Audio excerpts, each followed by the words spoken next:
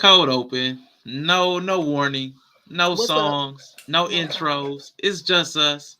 But hey, what's up? Good morning, good afternoon, good evening. I know ain't nobody in here because the alerts just went out here, but I feel like just talking, and when somebody walk in, they're gonna feel like they done missed some of the They missed a conversation. whole bunch. I like cold opens though, cause like sometimes when people see the opening, like when you play an opening all the time, people be Mm-hmm. like, "I'll come back after the opening." Numb Then to they it. come back like 30 minutes later. Be Yep. like, "What we talking about?" Like, Yeah, that's a yeah, good point. But you had talked about why do we have those poorly trained responses? And it's the same thing we were talking about with snitching the other day. yeah, We train ourselves into bad responses. yeah. And we rehearse those. Like not no Why? snitching, no snitching. And then you said like there's a tornado. Like we gotta be tough. Like there's some level of toughness that we have to exhibit. It's the weirdest thing. I ain't running from no tornado. Yeah, I ain't no coward. I It's ain't just a scared. storm. It's just a It's okay to be storm. scared, bro. You should be scared. Like, is it related to like how much you value your life? Oh, Brie, that brings up an entirely new conversation. That brings up an entirely new conversation I want to have too. There's so many conversations I want to have. I want to have the conversation around why we are willing to die for people Yeah, or things, why we are willing to kill for people or things, you're but we're right. not willing to live for people or things. Ooh, that's a good one. Yeah, because everybody like I'm not changing for so and so, or I'm not doing this for so and so, but there'll be the very same people that will say we'll die for, or I would Yeah, kill for. We'll get into a fight over like a girl, and we would kill somebody because of that relationship that we wanted to have with that girl. But if she were to ask us to live a different way, like women are show up more emotionally available. right. Nah, you want me to be soft, but I'm Yeah. willing to die for you. You know the whole jump the curve or the home invasion argument. The Oh whole my home, god. but I'm willing to die for you, and I'm willing to kill But for you. But you you asked know, me to show up a little human different. decency and romance, I can't do that. Yeah, It's like the guys who like kill the women because they not like what, bro? Why not just go to therapy and like do all the stuff that y'all could have did to be together? And then when she leaves, it's mm-hmm. like, well, we both out of here. It's like it's Yeah, just very weird to me. Like, even I traveled a lot this holiday season and you watch stuff happen around. I'm a very observant person. You watch just little stuff happen around you where, if I looked at my elementary school Bree self, the world that I was told I was entering into, people don't act the way. You do the little worksheets. What should you do if you see a fire? What should you mm-hmm. do if you see this?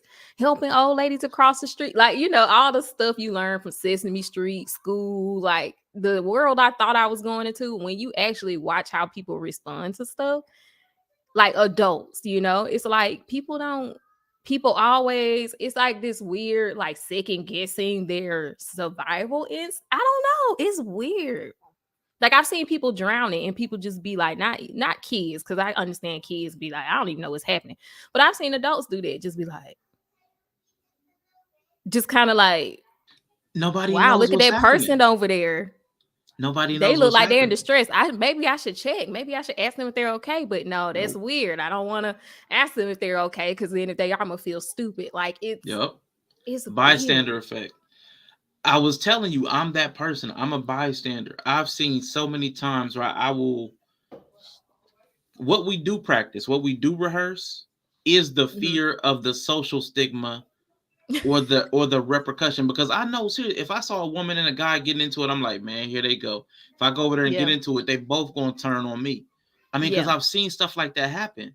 Like you need to yeah. mind your business, and then they both ready to attack the other person that came in to step in. So it's like it's hard to know. Oh, what was it? It's a value thing. I don't Yeah. know where I put it. I don't know if it was a video, a quote, it was something, but it talked about our dissimilar value. Oh, it's in this stuff I have somewhere buried into today's stuff. Somewhere buried, it talked about dissimilar values and culture shifts.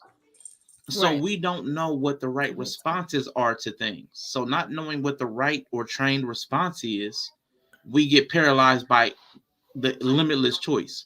Well, do I People don't say have an something? Do I internal do compass something? though. No. I'm about to post that we're live on my. But how could you have an internal compass when there's so many directions to go in now?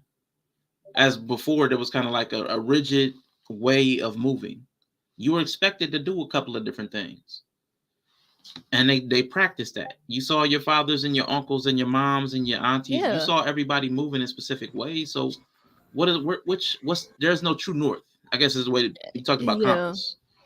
There's no true Yeah. north. I mean, I understand the threat of violence making people hesitant. So I Mhm. kind of don't. Like, even when they say they see the police doing something to people and people filming instead of doing something, like, I guess in those situations it's like, well, you could be met with violence yourself. Yeah, I get that, but I feel like even with lesser stuff, people just don't generally try to interject. Like I was talking about the lady on the plane who the flight hmm, attendant just passed her by and her voice wasn't carrying far enough to get her attention.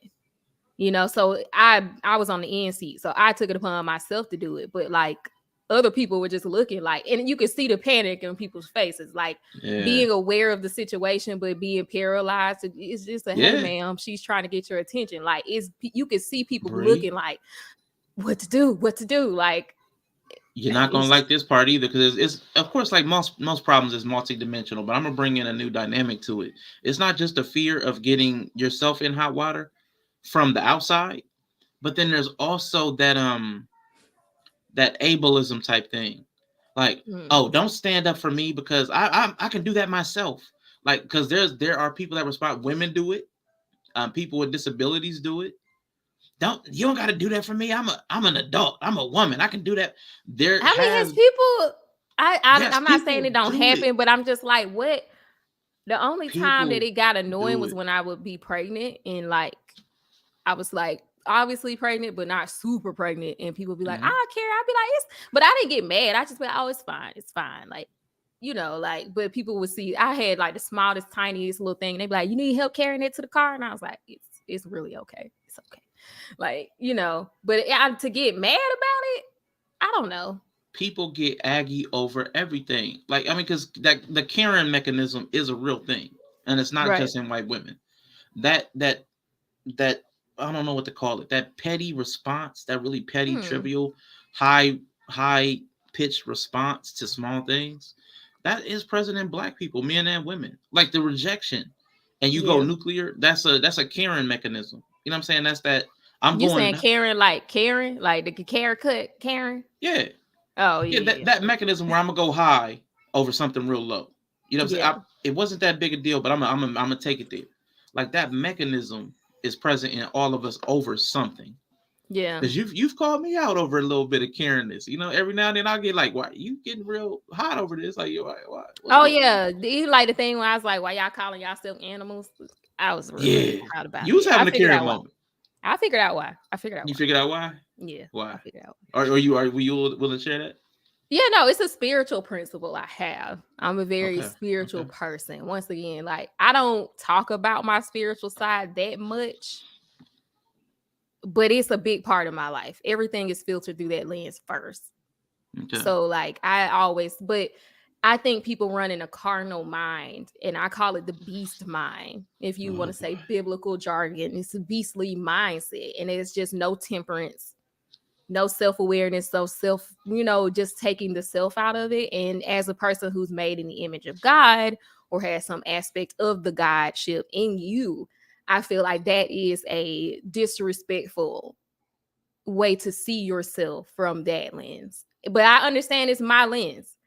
But I feel like if you take that principle and trickle it down, it's a lot of the problems that I see with people, like not having this higher sense of self.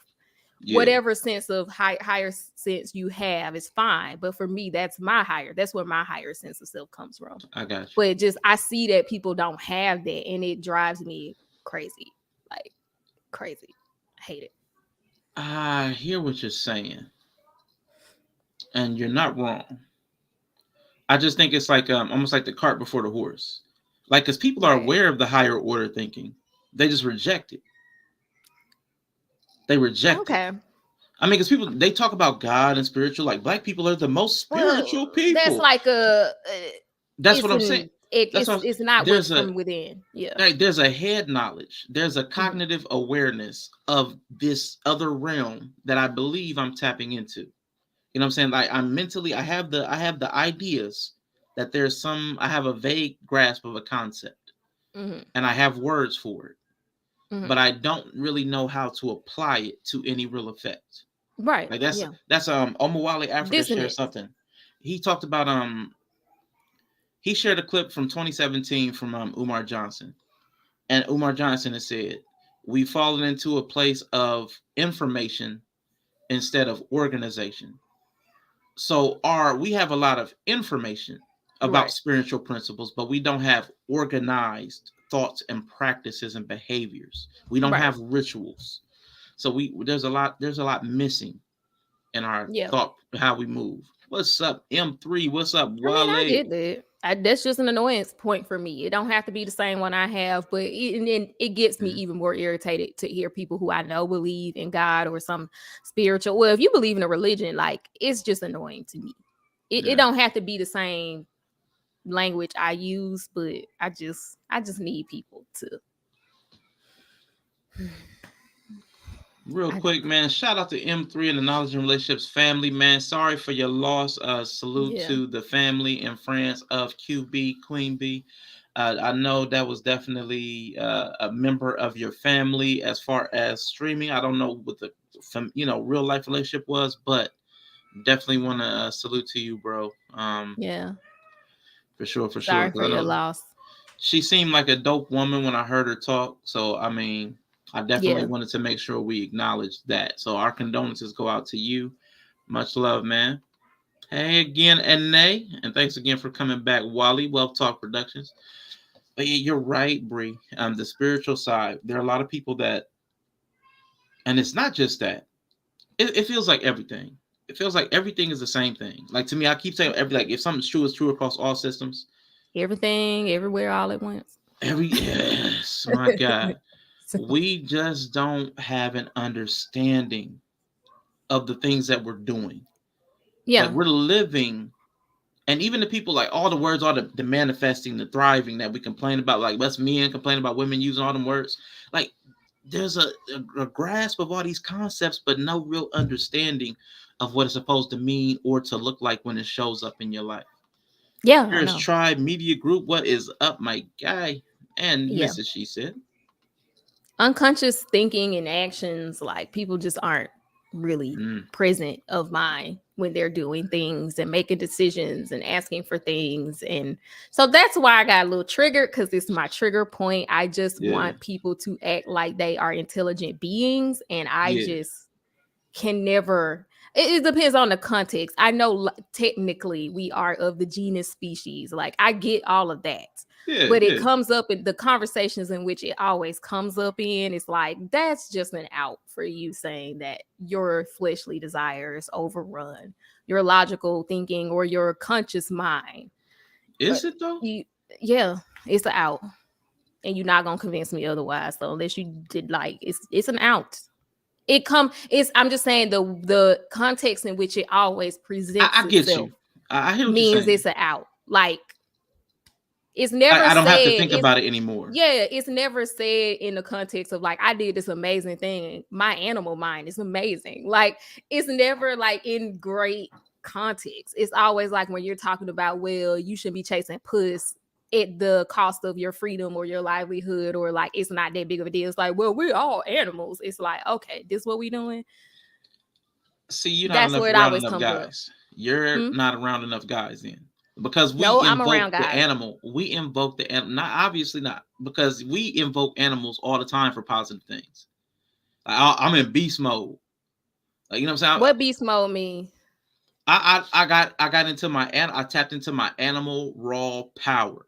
My Hmm. pure most my honed in instincts, like my Yeah, animal came out. I was honed like in, I was athletes. instinctive. Or Exactly. adrenaline, the flight or flight response. I can agree Absolutely. with that. I Yeah. don't have a problem with, but when you start talking about your inability to say no to puss is because you're an animal, I'm gonna have smoke for you every time.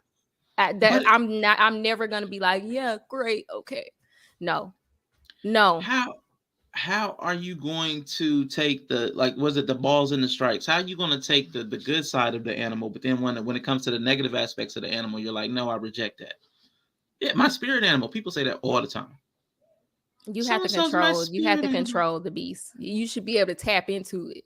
if necessary. But for it to be running your program, if that's what you're gonna go with, you're beneath me. Oh An gosh. athlete who says I'm tapping into beast mode because my instinct, I don't have time to like think about everything. You got to tap into Mm-hmm. your beast. Like that's channeling that energy we all have. Like if somebody attacks my babies, I'm gonna tap into mama bear energy because I'm Right. gonna go into that instinctual protective nature over my babies.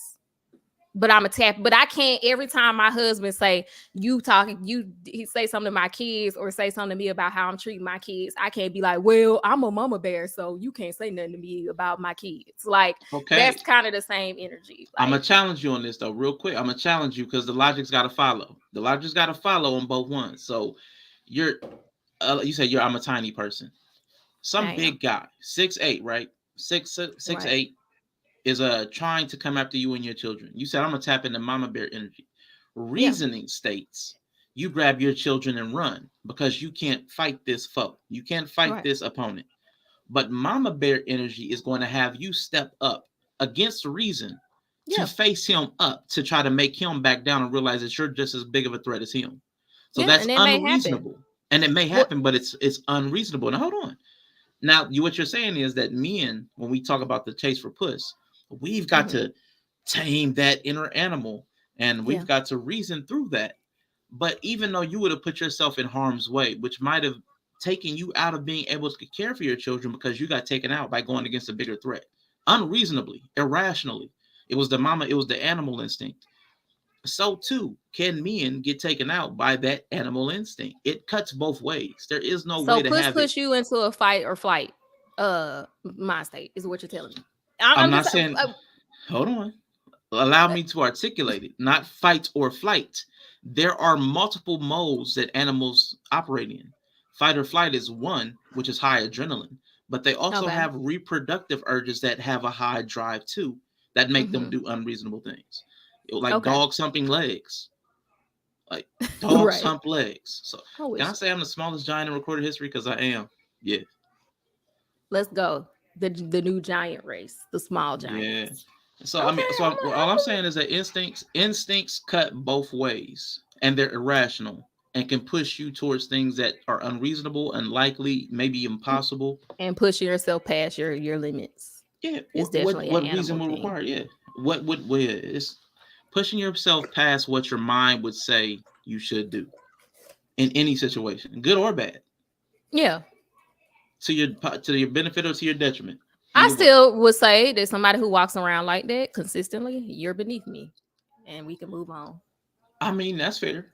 That's fair. I mean, unregulated, unchecked emotion where you never tap into your reason, where you're never in your logic, that could be That's problematic. whoo.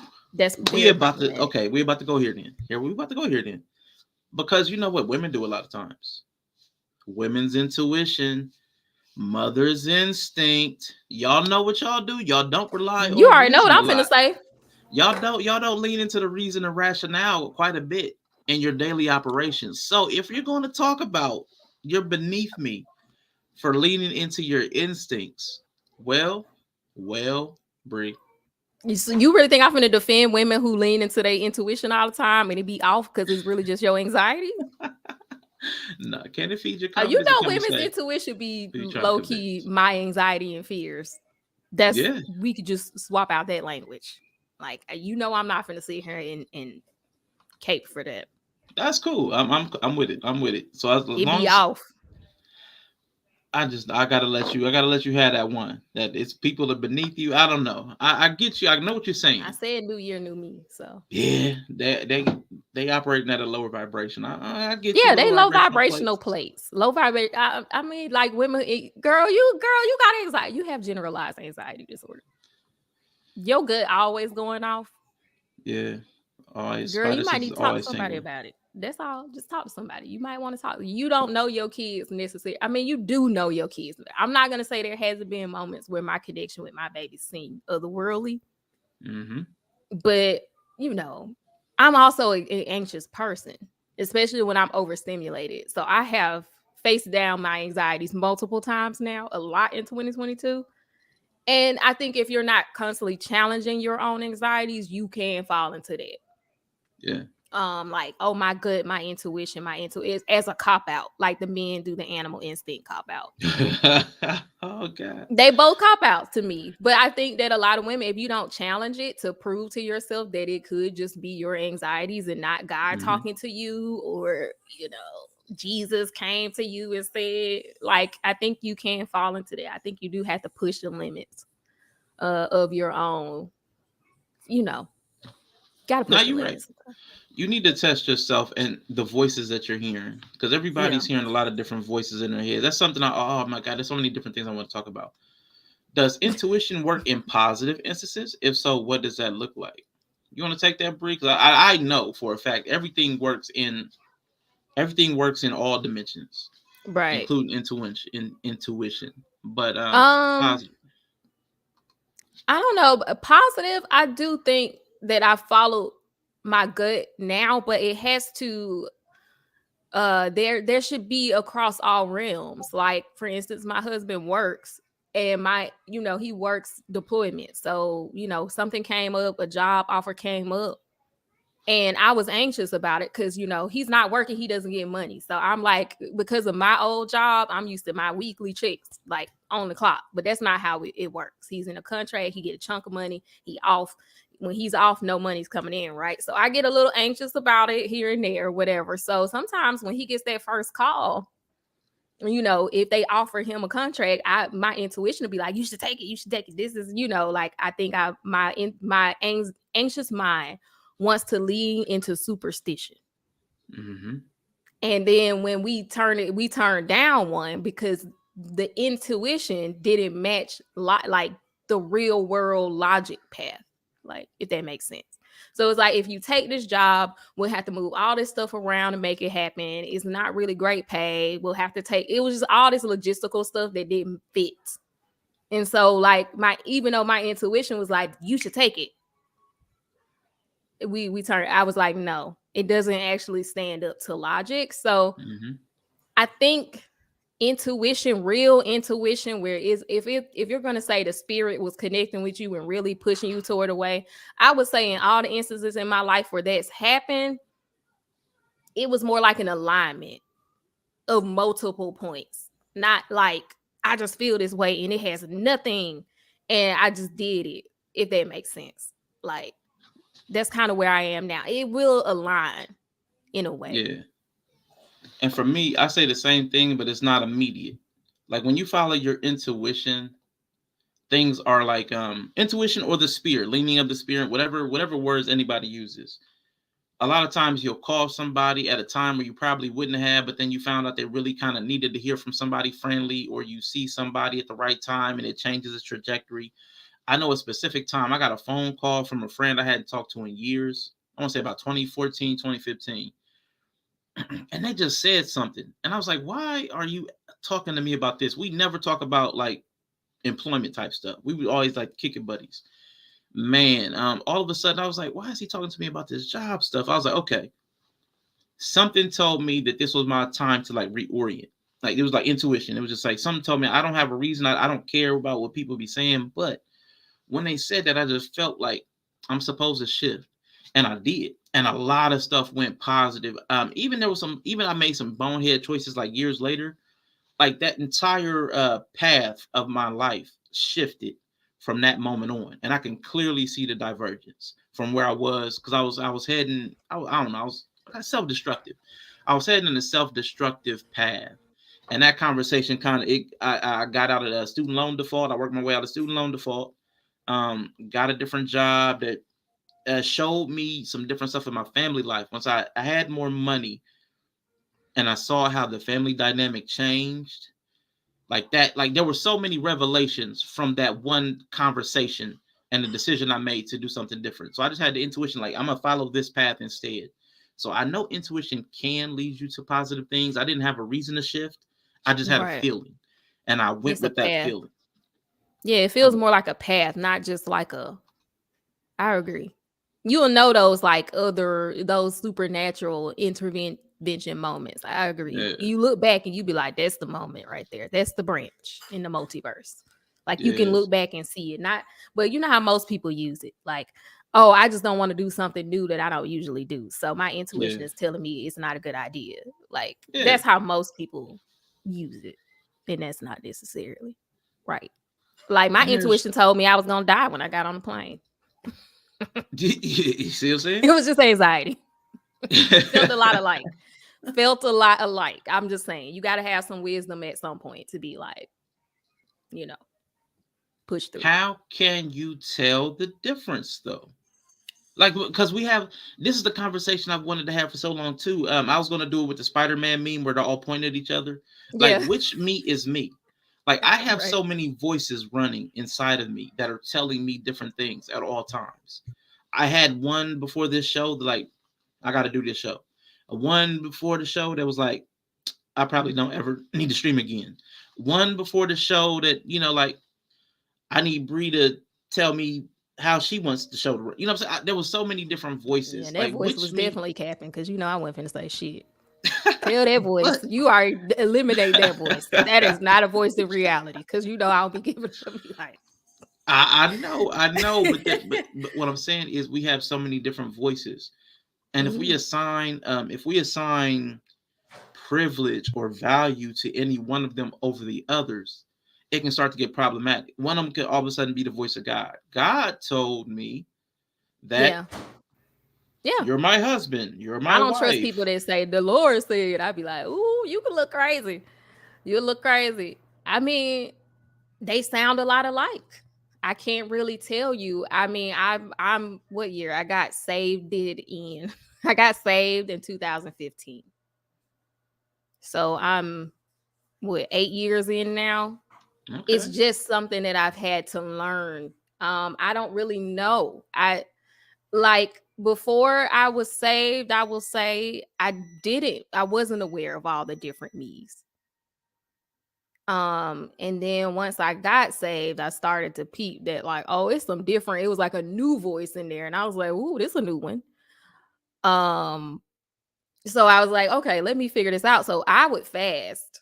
Um, I would fast because the fasting for me, you have to fast from something you like. So you can't just fast from food. You might need to fast from tech. But for me, I Mm-hmm. fasted from food. And that was one of the ways that like really helped me hear the different me's clearly. Cause one was like, we doing this fast. The other one was like, we want a cheeseburger.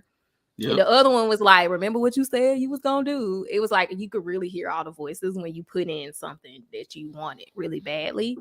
So I learned those voices, and just over time, I've just learned to check it because even if okay, let's just say it was God talking to you, he's not gonna be offended if you test the spirit to prove that it's real. So when I was like, I'm gonna die if I get on this plane, the wisdom in me was like, let's check our emotions right now. You really just don't feel like going. Mm-hmm. You tired, you irritated. So you probably just trying to find it out. And if you say, I feel like I'm gonna die, nobody can really push back on impending sense of doom. But also, I've actually truly felt impending sense of doom. And two, if it really was God trying to give me a sign I shouldn't get on the plane, because of my relationship with the spirit, I knew I would get another sign. So I kind of Mm-hmm. made an agreement with myself. Like if I get to the airport and my flight is canceled, or if I Yeah. get to the airport and something crazy happened, I'm not getting on the plane. That's kind of what I told myself. And of course, that didn't happen. So Yep. I always have learned in my relationship that you can tell God, bruh, you're not being clear enough for me. Give Mm. me another sign. And I promise you, every time I felt like I needed to do that, he give me another sign. He really ain't as, he don't be offended. So Yeah.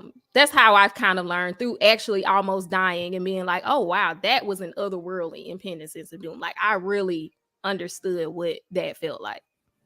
It was the voice. It was like if you lay down, you're gonna die. It was just very matter of fact. Mm. And I was like, I should go to the hospital. And then I went and they were like, oh, you would have died. And I was like, wow. So So then you had what to compare it to. That's mm-hmm. a good point. Yeah. That's a good point. Awareness, because it's hard to know unless you, man, it's hard to know one thing if you don't have anything to contrast it with. So I mean that makes actual perfect sense. Let me see. The not haha. My favorite, most favorite memories are when black pastors be telling me, "Young man, the Lord just spoke to me right now, and the Lord said, donate and be." Oh Jesus! Wait a second. Donations. Wait a Donations. second. M3. M3. I just received a word from the Lord. M3. Now listen. The Spirit has led me to tell you something right now today. M3, I need you to hit the Cash App. You are going to be blessed for, but you're going to be blessed to the size of your faith. God has told me to tell you that the more you pour into me, the more He's going to pour into you. Right now, today, if you drop 50, you're going to give 500. You drop 500, He's Ooh. going to give you 5,000. If you drop 5,000 in the Cash App, He's going to give you $50,000. Now, that's what the Lord has put on my heart, M3. So go ahead and hit the Cash App, donate, and you will be blessed. He's going to give it to you. The window of heavens will open. You're going to get it pressed down, shaken together, and run it over. I promise you, M3. That's what the angel of the Lord has spoken unto me.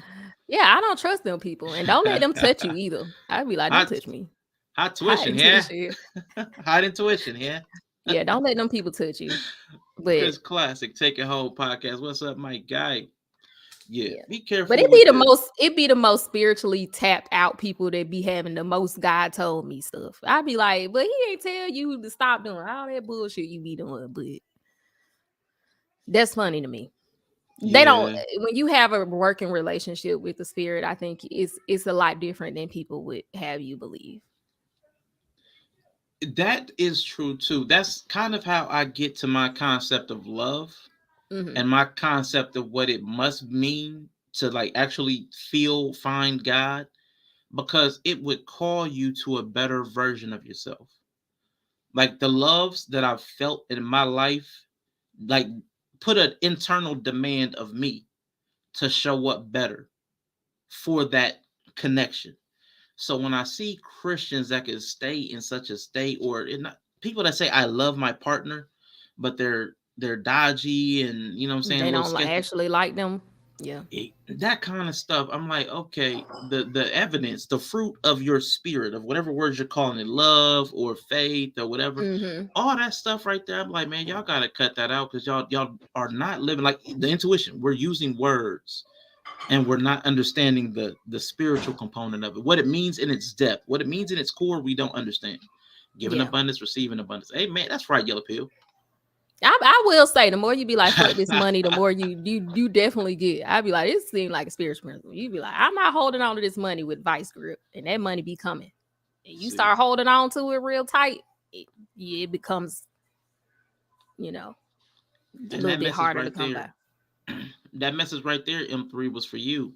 Like if you try to Yeah. hold on tight to that money, if you try to hold on tight to that bag, Don't the give us that money last little bit. the money's gonna dry up. God blessed the woman that gave her last two bits. That's what I'm saying. Show that M3, money man. you don't need it. Yeah, M3, you gotta let go of that cash, man. Because you know what the Lord said? It's harder to get a rich man into the kingdom of heaven than to get the camel through the eye of a needle.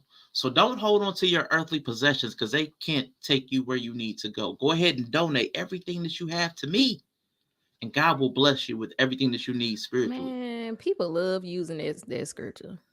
I Yeah, can't don't be. stand old Yeah, Christians. we be abusing that word. We Old be abusing Christians the going Bible. to keep you poor. You supposed to be poor.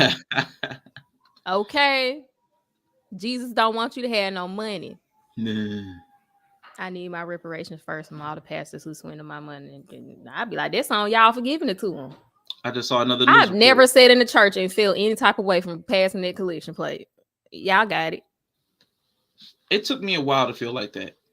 When I started seeing the cars that they were driving, and I'd be Yeah, on a bus or something, I'd be like, you God, got I it. can't I used to do go it. to this church in Buckhead in Atlanta, the bougie side of town.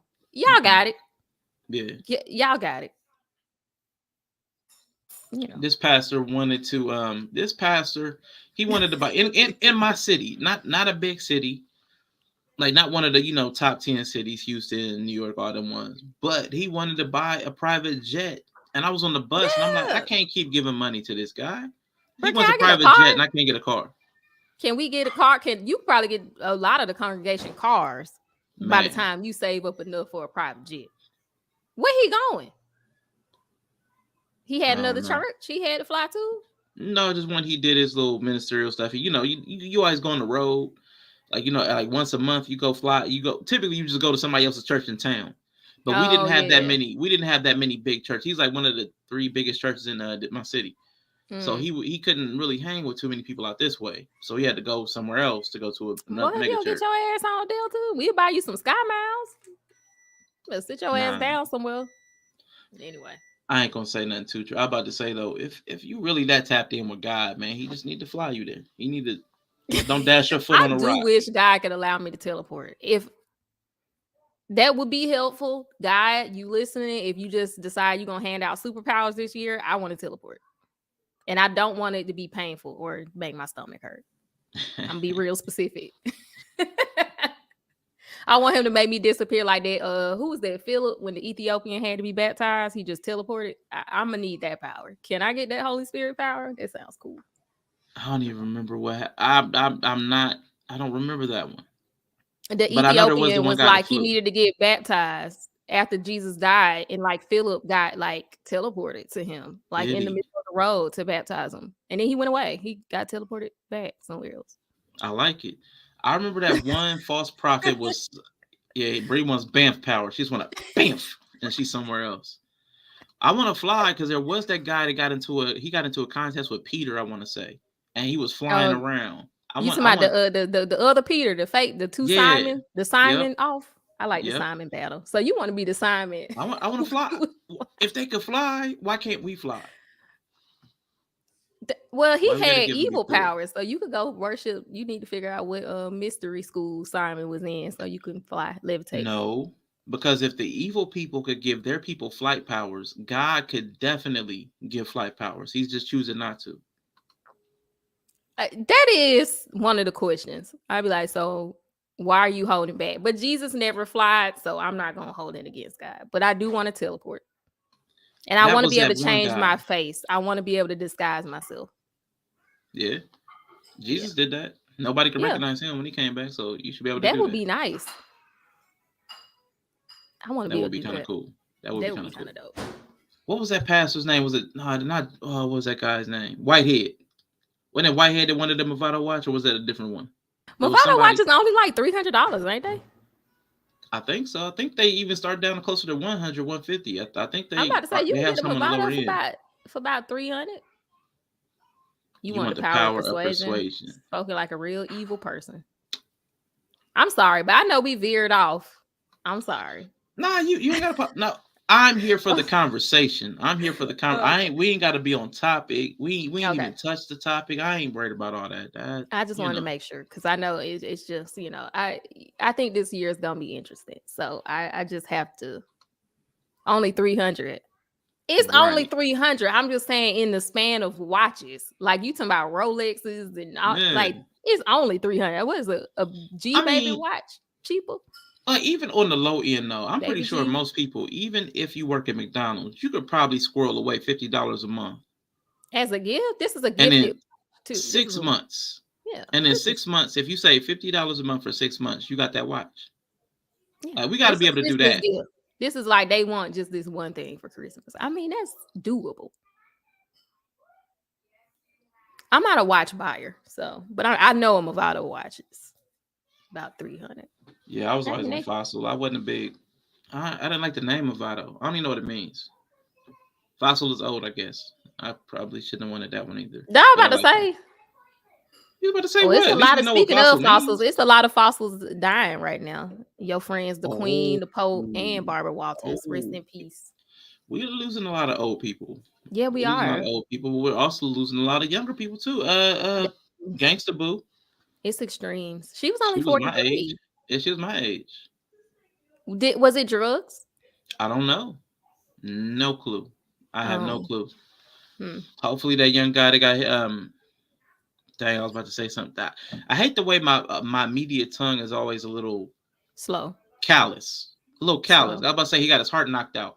But no, the dude that Wow. collapsed on the football. Exactly. I'm saying That's See what I'm not saying? even a medical term. I'm like, what does that mean? Exactly. It just sounded crazy. It just sounded crazy. But he got hit on the football field and he collapsed. So hopefully he's okay. 'Cause I think they said they Oh, had did to he have heart resuscitate him in issues? CPR. I don't know, but they said they had to do CPR on him. I'm not a big watch guy, so I I don't see couldn't the put my value, son especially in when we check our phone football. for the time anyway. I've quit wearing watches. I used to collect watches until my cell phone replaced it. My cell phone replaced it. Yep, I'm 43, bro. 43, man. I do want to leave behind the trend in 2022 where we don't talk What's that? about people until they die. I think that's weird. You said you don't talk about what? Where people just like don't exist until they're dead. Well, that's kind of how it is, though. I mean, we can't keep up with all these people. I mean, we How be about spending our y'all? lives. What's the alternative, Brie? Come on. Nothing. There's you're right. You're right. There's no alternative. Yeah. I don't want to go into a soapbox. There's no alternative. No, You're right. soapbox. This is what this platform No, is for, Brie. no, Come on. you know what? First of all, I'm low key annoyed with everybody because y'all came on my stream yesterday talking about snitching, and you like I'm so sick of y'all. But also, people You are a don't give a snitch. fuck about people, but the obsession with people once they're dead for me is problematic. It's not really an It's obsession. problematic. Brie, it's not. It's problematic. You're feeling that it's problematic is problematic for me. It's It's problematic. it's Let me be more natural. specific. It's problematic spiritually. Why? I can understand family. Like, yeah, I don't talk to my aunties like that, but yeah, I'm be like, oh my gosh, like that's sad. It Eh, feels like people just be conjuring up these people. Oh my god, they dead. Like, okay, like, do you be listening to their music? Do you check for it? Like, it's weird to me. Or like rappers who like nobody listen to their shit and then they dead and everybody's like, oh my god, let me like I just feel that there's room in that for exploitation, and that's why I don't like it. Okay. That part I can live I with. think that's what it is. I think it's That- just it feels like that can be that tendency. I know it's a natural tendency, but okay. I feel like it's being exploited to some degree, and I don't like it. I feel you. I about to say I could have sworn I heard you say that you shed a thug tear over Steve when he returned from Blues Clues. That wasn't you? That was a little, yeah, that Okay. was a All little right. sad. Okay. All right. Childhood wound. There we go. You just disappeared on this though. So did these artists. And then we found out No, they no, like died he at just like 43. you was Steve on the show, and then you just went to college. Like what? That's Well, not allowed. Gangsta Boo was staying fly. Then all of a sudden she was just gone from the public eye. We It's didn't know but where that she wasn't went. written into the storyline. I mean, in the storyline of life. No, I don't think. I just think it's weird. I think it's weird. I think it's more of that we want to feel like we're doing more than we're doing.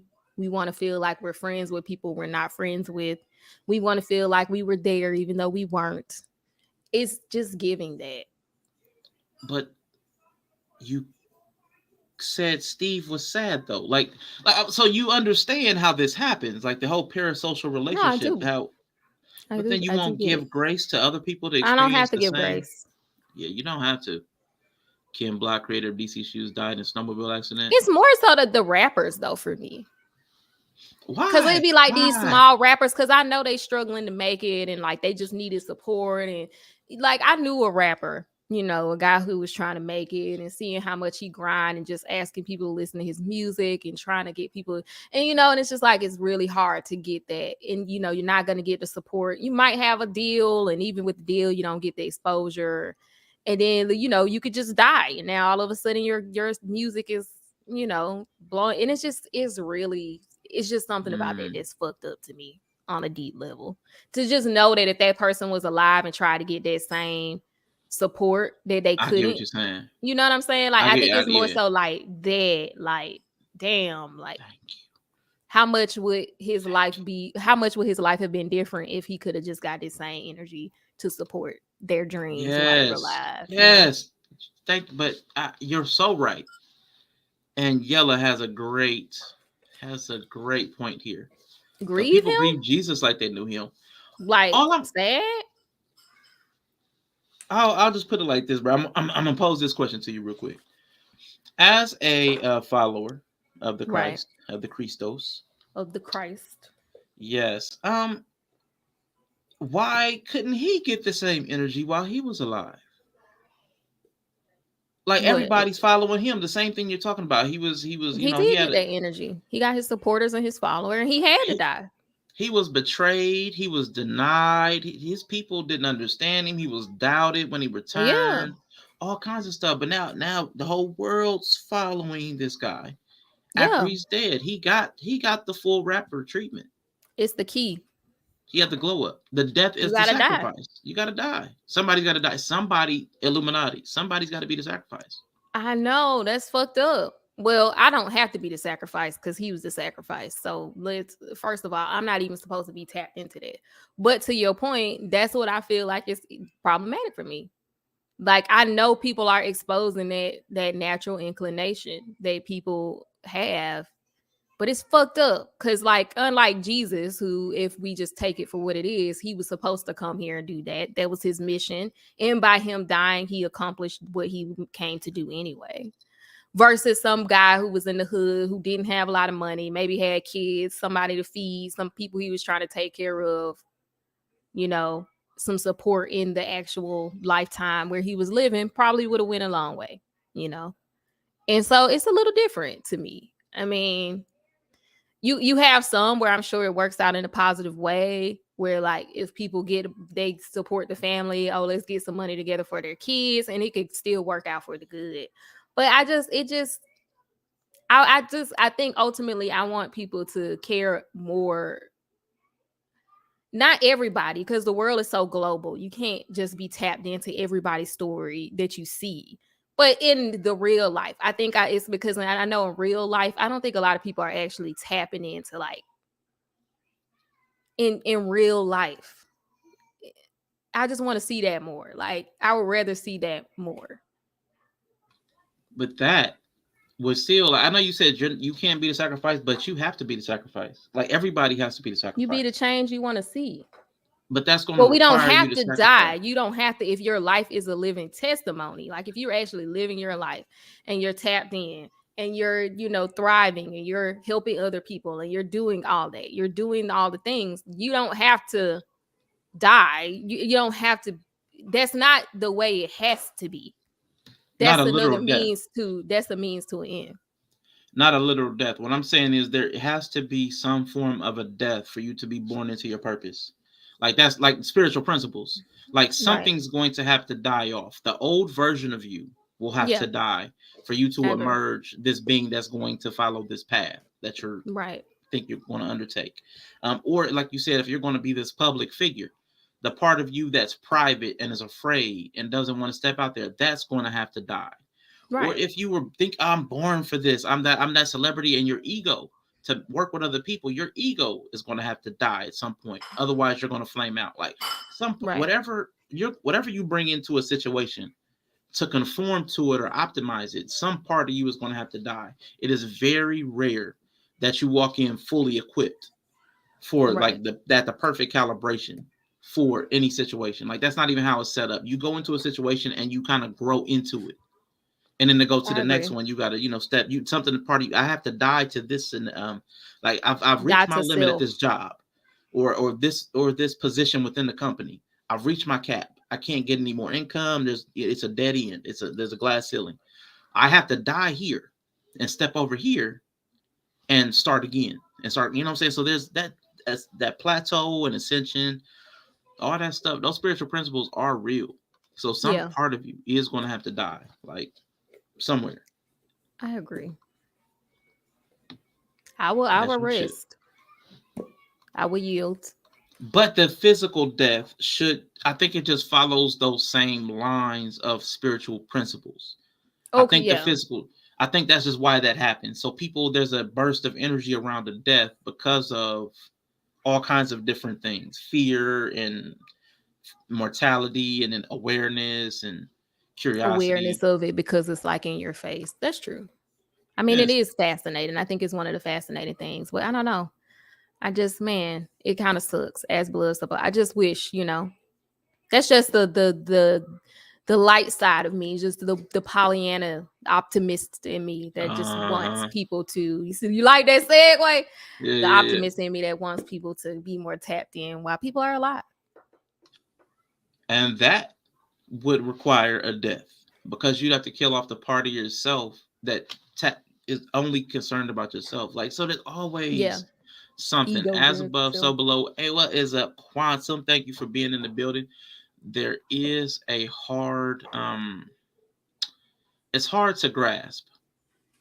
But even with that celebrity thing, it reminds me of a Monsters Inc. Like Mm-hmm. there's an energy to scares and screams, but there's an Yeah, energy to laughs as well. Like laughs and love. right. That's Scares and kind of what I'm screams, laughs saying. and love. Like You it's want scare people to screen energy, and I just like, oh, I wish people would. the You don't scare have scream to like, yeah, energy. because I always say you don't have to. It's like Old Testament route versus New Testament route. And I just feel like if you want to say like people are taking the Old Testament route, we got to kill some bulls, spill some blood. We get the same thing done, gets the job done, Yeah. It's the but you path don't of have least to do that. resistance though. Yeah, Because the Old Testament route or the scares and screams is an external thing. right. So all the work, I just need to scare you. You do all the work. I offload the labor to the outsource, It to the definitely was outside. spiritual offloading for sure. Yeah. But then laughs and love, that energy, I have to show up a specific way to generate and create and foster love and Because to it's create all a about moment. connections. You have to Yeah. show So up in the world a certain way to move in love in the Christ way or the New exactly. Testament way.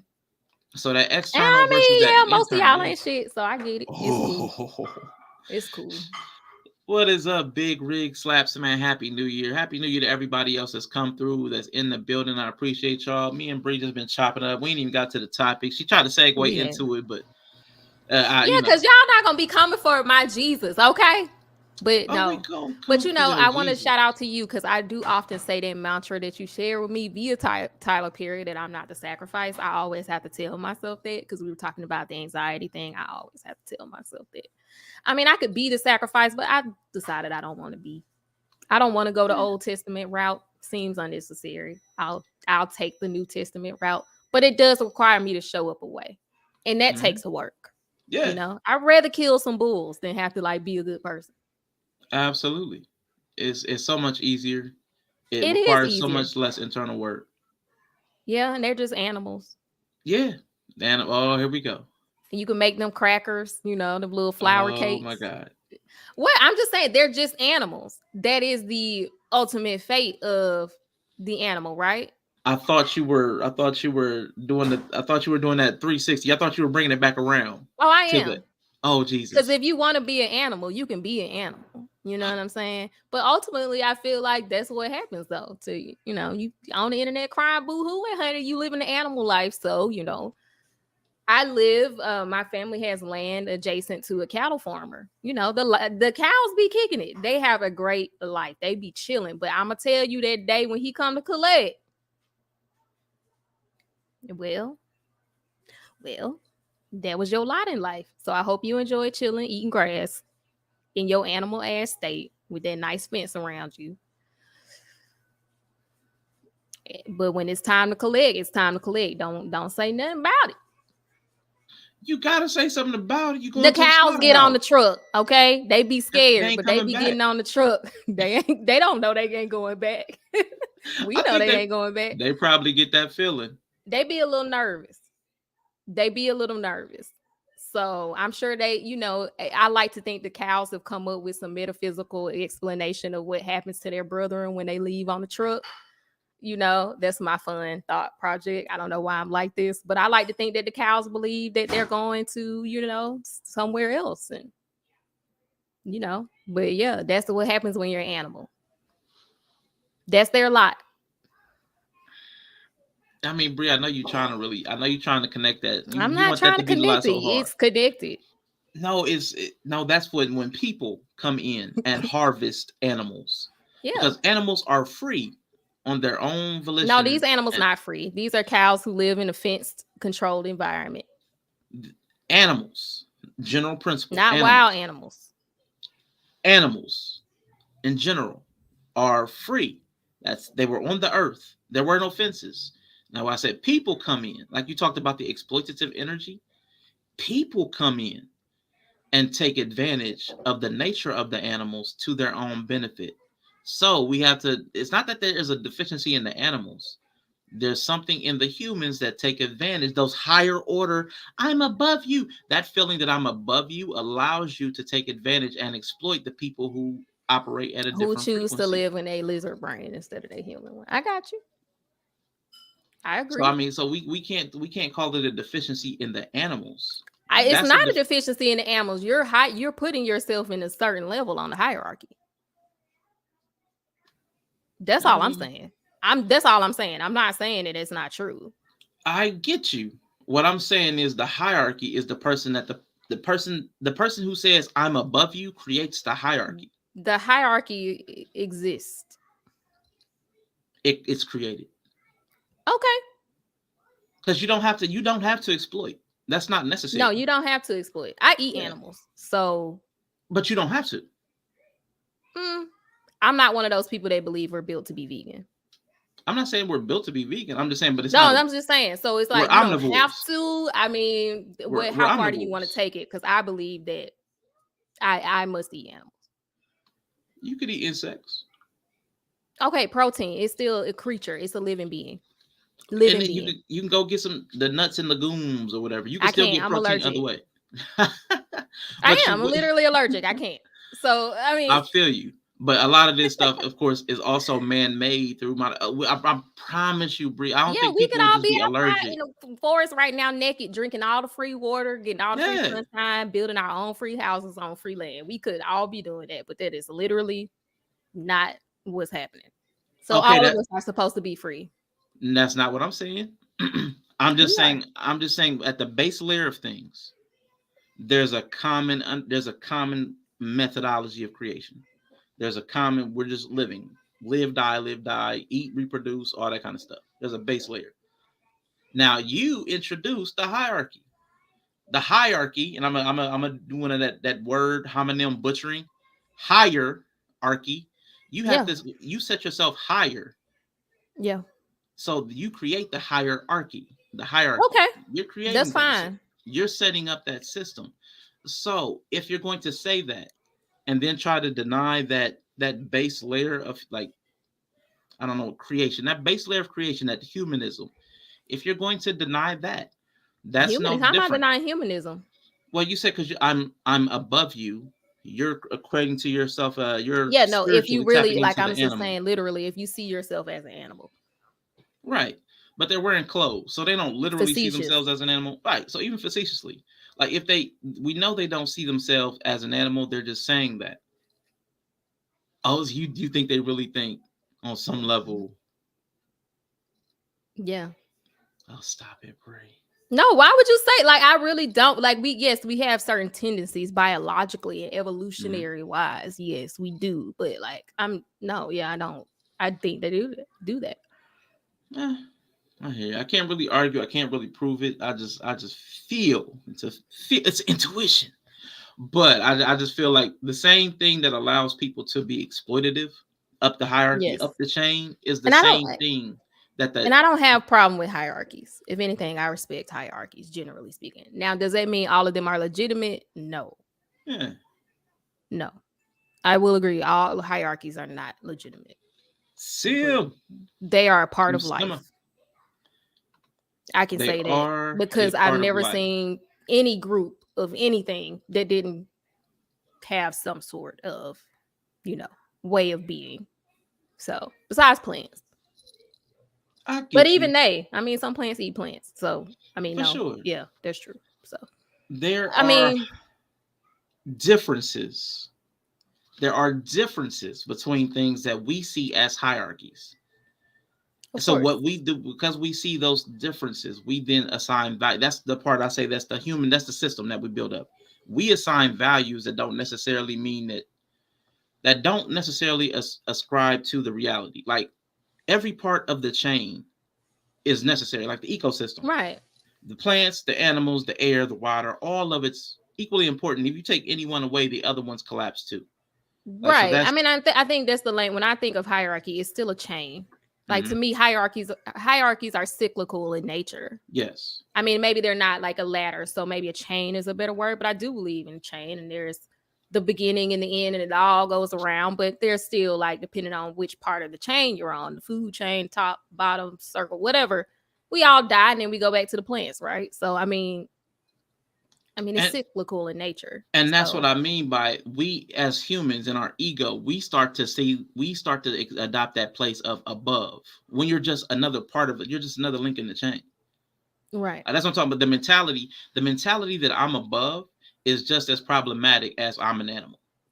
That's my supposition. I mean I have more respect for a animal, an actual animal, being Oh an animal Jesus, than a Jesus. human saying I'm an animal. God. And I'll leave it at that. I'll leave it at that. All right. That's a I good choose to spot be a to. good steward of earth to some degree. But I'm fine with my cat being a cat and acting like a cat. And I'm fine with my dog being a dog and acting like a dog. I have a lot of animals. I'm okay with the chickens and all. I love them. I find them absolutely fascinating. But So y'all, now, so let me ask you a question then. Let me ask you a question. I hear what you're saying, but you also have on cat ears. yeah. It's like, so where is the spiritual principle? Like Did I where say I was does a cat though? but you're giving the presentation of a Do I cat. have kids willy nilly and say it's because I'm a cat? Have Maybe. you heard me say I'm a cat? Do you have to say it if you show it? Do Spiritual I lick principle. my do I lick myself and clean myself on camera? Why does it have to be Have on you ever camera? seen me do that? Have you Why ever why does it heard have to be me on actually camera? say I'm a cat? Why do I have to hear you say Because it? y'all are Cats saying don't y'all talk. animals. So I'm just saying, have you heard me declare in any way I'm an animal, I'm a cat? Have you seen me behave like a cat? Do you see me using cat behavior to justify my behavior? Have you I've ever seen I've heard seen you that from my pounce. mouth? I've seen you pounce on people or topics. I have seen you. You're very testy, like a Do cat. you so no, you're trying to liken me to a cat. You've never heard me liken myself to a cat. No, I've never heard you do that. I've never heard you Okay, do exactly. I'm a whole ass human being. that. The whole ass, and I don't cat fight either. Oh shoot. Oh god, I couldn't help myself because you came in so hard on the animal man. You came in so hard on the animals man, but I'm like, I'm always, you know what? Y'all low vibrational oh my ladies. god, man, I Yeah, appreciate I that. know, but now not you have me out here declaring I'll never be vegan. I mean, ain't nothing wrong with that. No. Give me a second. My mic is probably getting ready to cut out.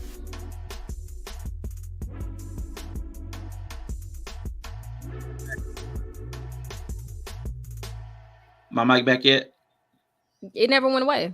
Okay, cool. It typically Yeah. goes out when I turn this music on. I wanted to go ahead and kind of start getting into the topic. I mean, we had a whole little side diatribe. I love it. She She eats eats animals. Yeah, animals. I do I eat eat animals. animals too.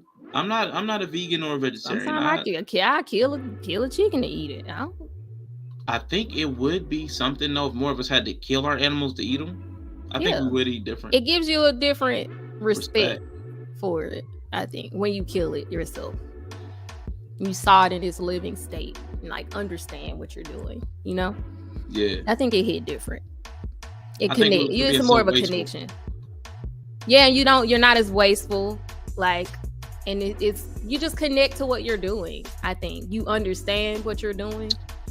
Oh, to tie this back in, I think that's what like the people that set themselves up in the hierarchy, like you act like animals or you are animals.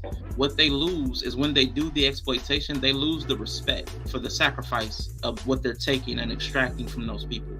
Like that, they're still people, and they still need some level of humanity or something. Like there's a way that you don't disrupt the ecosystem, even if you are using somebody else's labor or energy or their time.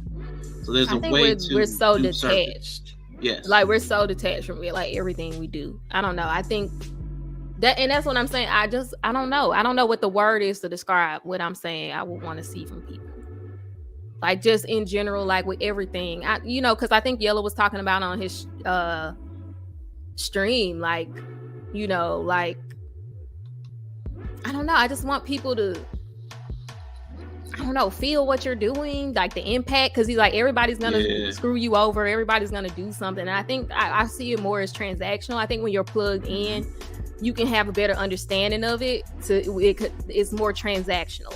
It's not always you're being exploited. It's like, well, you're getting something, I'm getting something. Now, the value in a capitalistic society of what you're getting versus what I'm getting could be different, but you could still be getting something from it. So I just feel like it's like a respect and understanding of everything you're partaking in. And I just would want to see people more of that. Like, you're going to a job, you can't say like, yeah, they're exploiting you, because what they're getting on their side is higher than what you're getting on your side, but you are getting something from it. So, but once you come from that, then it's like, well, then you start to choose what transactions you want to partake in and what exchanges you want to be a part of. And I don't think a lot of people even think about like, I want to be a part of this exchange or I don't, or even feel like they have the option to be a part of that exchange or not. And then when you move from there, you can have more confidence and be more self-assured in what you're doing. Because like, I'm sitting here saying I eat animals. There's no vegan that's gonna come ever talk to me and make me feel like it's something wrong with what I'm doing. Like, I'll kill my own animals that I eat. I'm not out here like, and there's sometimes we are vegetarian for a while. We're flexing. So sometimes on the weekends we won't eat or whatever. But like, I'll go kill a chicken. I'll go prepare a deer. Like, I've seen it. So it's like, I'm connected to what I do. And I think when you're connected with it from the beginning to the end, there's always more room to make sure you're actually okay with it. Yeah. Than kind of catching it on the back end. No, I agree. When you were talking, it reminded me of your brother. The brother you said he found a different way. Like, the transaction wasn't working for him. His energy, his emotions, whatever, his mental state, the whole labor force in the city didn't work for him. So he found another way. So even though he makes less money than he would in the city, he found a better standard of living. Yeah. And that suits him. So like, finding the transaction that's mutually beneficial is like one of the tricks.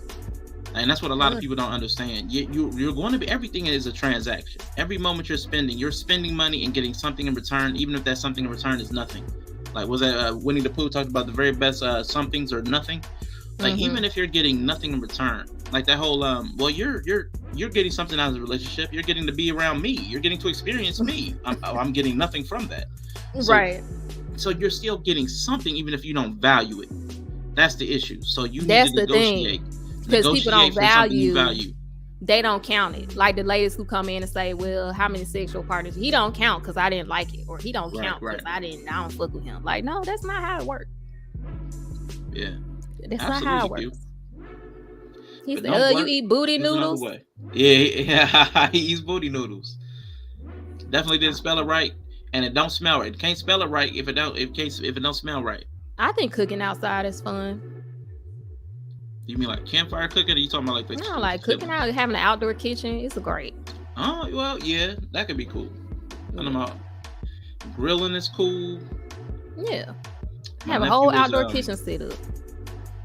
I don't know if I want a whole outdoor. I'm not a bug person, so I'm not a bug person either. But they don't like smoke either. True. So there are ways that you can kind of like discourage them. Plant smoke. Yeah. No, you're right. I like that. The transactional piece is difficult. I don't think, back to even the animal thing, we're not making intentional decisions, and nobody's teaching us to make intentional decisions about what we value. We're not building internal systems at all. That's something I've been complaining about for a while. That's why every conversation I come to, I talk about self-development. Because if you don't determine for yourself what you want out of life, somebody else is going to determine it for you. Which goes back into that animal principle Bree's talking about. Somebody's going to exploit you if you don't operate at a higher order. And that higher order just means a higher knowledge. If you don't operate with a higher knowledge, somebody that has more knowledge will take advantage of you. That's just a principle that applies in any area of your life. Any area of your life. If somebody knows more than you, human nature, their selfishness and their greed, they're probably going to exploit you. Very few people are just altruistic, looking out for you. I'm looking out for other people's best interest. There's some narcissists that like actually thrive in altruism, which is already like you know. Grilling a That's all. steak That's at all I 11 mean with p.m. the animals. Like I just don't like I get you. that because I know the spiritual principle behind it. Like You need to move you in know, knowledge, because without the knowledge, somebody with the knowledge is going to take they advantage yeah of they you. coming for your ass. Yeah, they're going to harvest you. They're going to Mhm. corral you. They're going to take most. They're going to take most advantage of whatever energy you bring to the table. It makes Yep. perfect sense. I get it. I get it. And that's what's happening. I mean, literally, that's what's literally. I But mean, my brother says the they, same thing about capitalism as well. it's the same thing. Yeah, if you That's what it refuse to is. be productive, I mean, They're going to make a way to make you productive. yeah, Even if it's in prison, you're going to serve as a unit of energy to GDP up. You know, we're going to raise our GDP some way using you, some kind of way. right, Even if that's okay, you're just out here running around as a criminal, which can then scare people into buying all these other things, which they're going to work harder to get away from you. Everything right, is in service to the system. right. A well-built system is gonna make sure Well, all of the parts are used, and that's yes, just the way it is. golly, and that goes back to the respect for the thing you're consuming. Okay, holier than thou mentality. I know, so I am. Yeah, proof of that is religion. That is so weird though. That all those principles still apply, man. We The do it framers. even when you take religion away. I mean that's a spiritual, and that's how you know it's a spiritual principle Man, because people still function that way even outside of religions too. Within house, within family units, you get a bunch yeah, of people together.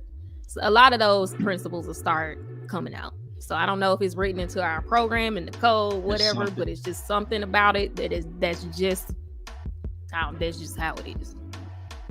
Ancient principles of life.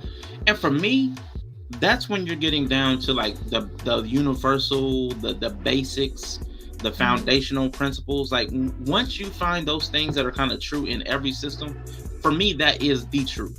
Like the thing Right. that no matter where you plug it in, that's the way it operates. Yeah. Like, I'm Yeah. good with that. I do believe that it's harder for guys to it's harder for guys to find language Hmm. to accept it. I've noticed a rejection of certain like spiritual automatic. It's ugh. You know, they're put off as soon as I say spiritual or manifest, and I don't know why or how we can communicate with people, because we need, that's half the population. We need to be able to Yeah. communicate to men like that. There are some things that, if they're understood, could help you move better in the space.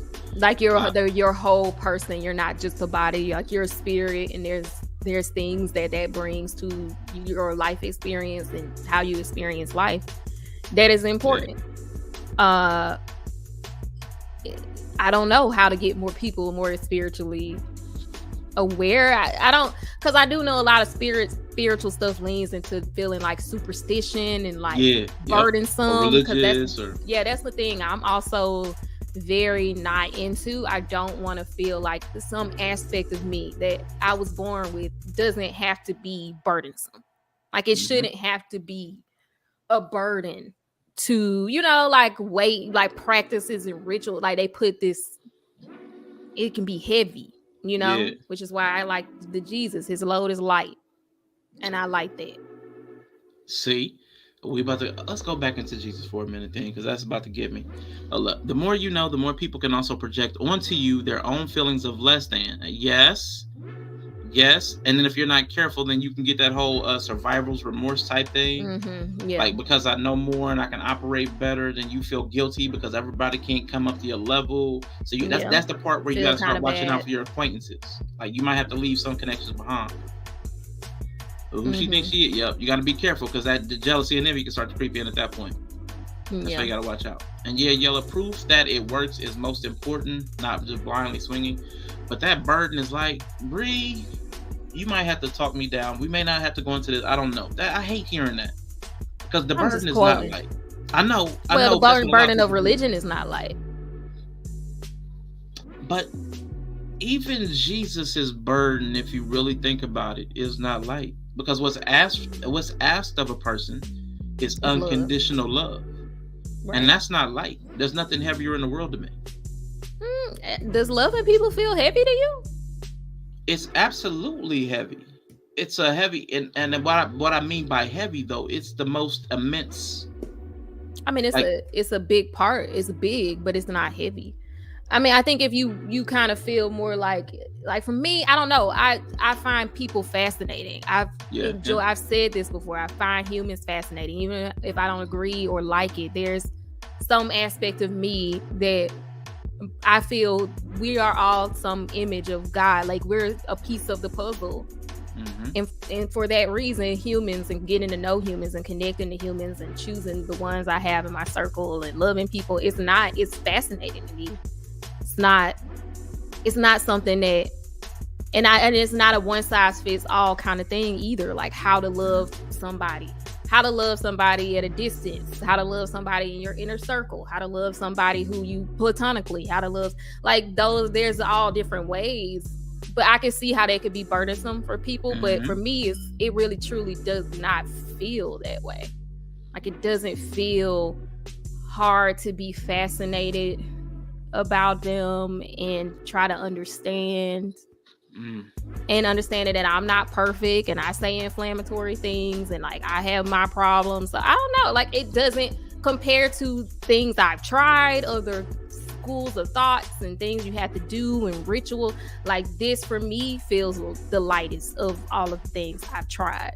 Okay, so let's like, because light is I want to try to hone in just like as a communication practice.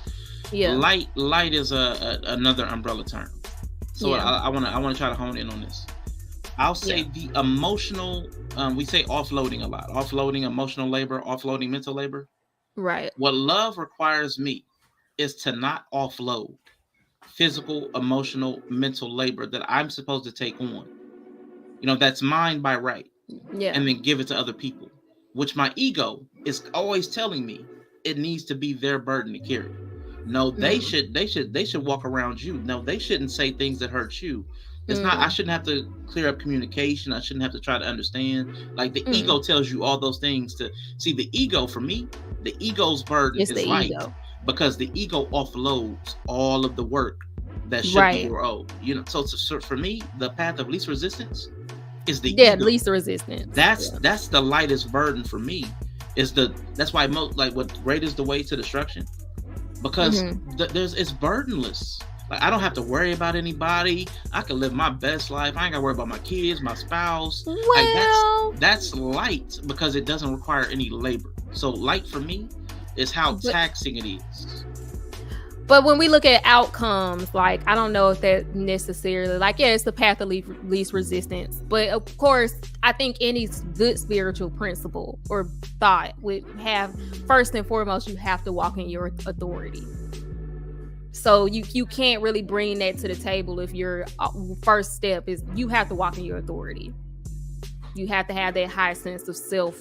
Like I'm made in the image of God. I have a higher calling, a higher, that. Like, so yes, I understand what you're saying. Like that in itself is burdensome. Like that whole, I'm made in the image of God. Therefore I have to move in a higher sense of self, or I have to hold myself to a higher standard. Right. Than if I didn't have that. So yeah, I do agree. Now, if you want to, but that's, to me, is the life of the animal. To some degree, they live without worry. I eat, I sleep, I have sex, I have my babies. They live basically, more so on instinct, and that's that is the simplest way of life. Like I think if we had to say what would be the most simple way of life, well, if we just lived it probably, but it's not simple because you still gotta hunt and all that stuff, but just a more simple, mentally simple way of life, I think. So I do agree that his burden isn't light, in the sense that if you accept the calling, it's automatically setting you at a higher standard than your fellow man. So I do agree with that. So then what way do you feel like the burden is like the toll it takes on you, maybe the toll that your life takes on you, the toll that your way of life takes on you is lighter? It's like, how is it lighter? Like, there's not all this ritual. I mean, life, we're built for ritual. So you're going to find in there, like, rituals are helpful, but it's not like you going to go to hell if you know this ritual. You got to show up to this place to do this ritual. It's a very personal relationship. And the outcomes are good. I think for me, you could live in ego, but when I lived in ego, the outcomes were shitty. I mean, toss up, maybe 50-50 toss up. But when you live this way, I think life is more interesting. The possibilities open up. It just helps you give yourself grace because you're so fascinated by people and you understand what is and what isn't. It's just a light, like when you start to see that world from we're all connected, like love, and that doesn't mean I'm gonna always do it right, but it's just like that. I don't know. It just gives me this other understanding that offloads. I think some of the stuff people who live in ego have to worry about, I don't have to worry about. So maybe it's not necessary. It's just a swap of where the burden lies, possibly. The external to the internal. Because I don't have as much, and like I still get anxious about stuff because I think that's just modern life makes you anxious. But like, I don't know. I just, when I look at people who live in their ego, it's just always this sense of like, you walk around not trusting, or you have to control everything, or like you have to keep a tight leash on everything, and that's not really possible. It just feels like when I just look from the outside, like look at people who function in that way, it just feels like it's nice in a small realm, but when you start to go outside of that, there's a lot of anxiety and unsureness and worry that you can't really do anything about. And that to me doesn't really seem like a good trade-off. Yeah, I hear you, and it kind of came to me in my mind what Quantum is saying. Burden being light is to not worry and surrender by trusting. All things work together for my good is a powerful affirmation. Absolutely. And also you have a central value set that is unchanging. So you're not, the ego is always chasing external validation. So your God is everything and always changing. Your God is this person today. So you're always chasing a moving target, and that is burdensome. You're never going to be enough. But to God, you're automatically set up to be, you're enough because you're my child. Like you said, you don't have to worry because all things work together. So in that way, the emotional toll, like going back to the toll it takes on you, your lifestyle, I can see that being a lot lighter with that kind of. Because that's the only final thought that really stops my anxious thoughts too. Which before that, I don't think I had a final thought that could stop it. If that makes sense. Like when I was like, if I get on the plane, I'm gonna die. First mantra, you're not the sacrifice. You've flown this many times. Let's look at statistics. That's great. But the anxiety was still there. Like, what if this is the time? But then ultimately, you get to the place where you're like, well, look, I'm not the sacrifice. He doesn't need me to die today for some random reason. And therefore, if this happened to be the day I went, well, then I guess that's just what it's going to be. And then that's the only thing that ultimately ends my anxious thought. You can get to that acceptance a lot faster, I think. Not that it necessarily works together for the good, because my kids are going to suffer. My husband would suffer. I would be a loss for my family, and they're going to suffer from that. So I wouldn't necessarily say it's all for the good, but it's just kind of like you just have to resolve in yourself that, well, that'll just be where we are now. That's that Apostle Paul, whether I'm abased or abound. Like the circumstances don't make me. So I mean, I do see that as a big differentiator between the two zones. Like I know operating in that one space, like I guess like I don't know what's the word, not secularly, but operating carnally. I know you used the word carnal. Yeah. Operating in the normal mode will leave you chasing ghosts almost, because you don't have, it's hard to, unless you've been through like the military or sports, or there's some Girl Scouts, Boy Scouts, you have to have some sort of grounding principles and value set. Otherwise you end up in that animal place. You need somebody to instill higher order thinking, a disciplined, regimented minds. That you need somebody to give that to you, because you don't naturally just get that. I found that the natural mind of modern humans, how we are, is very anxious and negative. Yeah. And once I've like really gotten to the point, like once again, 8 years in, where now I've even started to, which is fascinating for me, like when you start to really check your own thoughts, and it's just like I was saying, I had to delete TikTok and stuff, and then you start to really find the rabbit trail of like how much shit just, what the, like, not to be on no conspiracy stuff, but it's just like, why there's just a plethora of just trash mental fodder available at all times. And then to be like, this is where my anxious thoughts are coming from, because I know my God, I know my relationship with my God, I know myself, I know the path my life is taking thus far. Why are these random ass thoughts coming in my head? Still, and then you start to look around and you're like, well, this is fucking why. And that's the other voices you start to become aware of. So for me, I had to delete TikTok. I'm not saying it's TikTok's fault. That's just one of many. But social media, like the subconscious is just taking in all kind of dumb stuff all the time. It's just not good for you. Nah, that's real. I had that in my little notes for the day too, because I'm like, man, there's so many things that play upon your mind. There's so many ways. I mean, that's basically we've kind of walked into what I was kind of hoping to get to today anyway, is how do you adopt a perspective that helps you operate better in the world? Right. I mean, because a lot of people, we talk like how we start. Well, a lot of people are operating with just a lot of faulty programming. We're setting ourselves back. We're setting each other back by the kind of decisions that we make. And I'm just going to tie it in while we're here. The different, I don't even know what to call it, but we have stuff like optimism, which is hopefulness and confidence about the future or successful outcome of things, which I heard you mention. Right. You have a level of optimism. A lot of people operate with a general sense of like pessimism. That's a tendency to see the worst aspect of things or believe that the worst will happen. A lack of hope or confidence in the future. Now, this is where a lot of people say they are. And I think I might be a little here, but I'm not fully here. Realism. That is the attitude or practice of accepting a situation as it is and being prepared to deal with it accordingly. So I'm one of those people that say I prepare for the worst and hope for the best. Right. So like by preparing for the worst, I can kind of see, like, I've done the SWOT analysis. I see the strengths, the weaknesses, the opportunities, and the threats. And I kind of accepted where I'm confident where I'm at. Or I'm not confident, but I'm going to try it. Or I'm like, okay, I don't even want to try this. So I'm in the realistic zone. But then this is what I worry about. And I think this is where you're talking about the people who have like that pseudo spirituality. The superstition.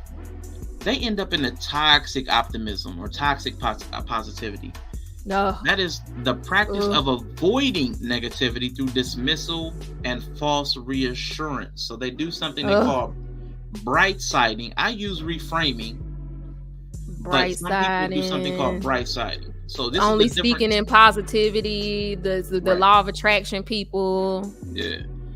Which so there's some realness to that, but but here's a little bit of like context for that. The difference between just reframing something and bright siding. Ultimately, a reframe is something that should make it easier for you to bear the burden of whatever's presenting itself, not sweep it under the rug. You don't pretend it's not there. You just use a mental mechanism or some psychological trick, a coping skill to deal with the burden, but you don't actually deny the burden. So I wanted to run back through those real quick because we kind of landed on that. That's cool. Got to unplug, get back outside and do as thy wilt and harm none. I like that. So I wanted that toxic positivity takes you out of the reality. Absolutely. And I wanted to get to that because those are different ways that people are kind of coping with the dimensions of life. Like some people are very optimistic. Some people are pessimistic. Some people are realistic, or some people are that toxic positivity. They ignore the problems altogether. And I think those mental models, those isms kind of influence everything. Like Bree's talking about with the animals, I really think people's perspective that they start with, it predisposes them to certain problems, and how they respond to burdens or problems or challenges. It all starts with their frame of mind. So I think we all know a lot of negative people. So when negativity happens, that I knew it. They're already prepared for it. And I know we've talked about it before, but carrying all that negativity, all that what is that stress hormone, Bree? Cortisol. Carrying all that cortisol in your body, it's affecting you. Your behavior is affecting everybody around you. We're setting off like chains a Yeah. behavior by operating from either pessimism or the elephant in the roomism of toxic positivity, where nobody ever addresses the real problems. Oh, So yes. optimism or realism are two paths that I see as useful. And it sounds like realism and optimism are kind of like where you and I see quantum are kind of at. I know Yellow, I think he's probably more realism. I think a lot of people are realism, pessimism. Mm-hmm. I think a lot of people can be realistic but move forward pessimistically. Yeah. I think like if you talk about where you're presently at, it's a realistic place. But I think there's a lot of people, like, not to, talk about the manosphere is like, well, when I move forward, I'm still expecting the worst, kind of. Like, I'm prepared for a good outcome. I'm hoping for a good outcome, but I'm really prepared. So I think there's a lot of people who are in a realistic space, but they move forward pessimistically versus I think I move forward optimistically. That goes back to what you were talking about, intuition. Right. What I think a lot of people are doing, the thing that they're saying is their intuition or what they think they want or whatever, there's a part of them that's operating out of anxiety. And that's the pessimism. That fear is that pessimistic mind. No, it's never going to work out for you. Oh, they're all liars. They're all going to cheat you. They're all going to laugh at you. So the pessimism is their fear, anxiety. And it's hard for them to replace their fear, anxiety, what Quantum was talking about, that trust or faith. And the trust or faith would either be optimistic or at the very least realistic. Right. But it's hard to replace that second. We talked about the multiple voices. It's hard to replace that loudest voice, that anxiety and fear, if you don't have a system that instills trust or, like you said, self-assuredness, confidence. You have to have something to override the fear. Got to be something. Yeah. But I think I think you can really only, in a world where nothing's guaranteed, that's realistic. Like, you can't guarantee anything. Then spirituality has to come in there for you. Yeah. Now, if you're not a spiritual person, if you were, like I said, even if you were scientific, which I don't see most people do, you could crunch numbers.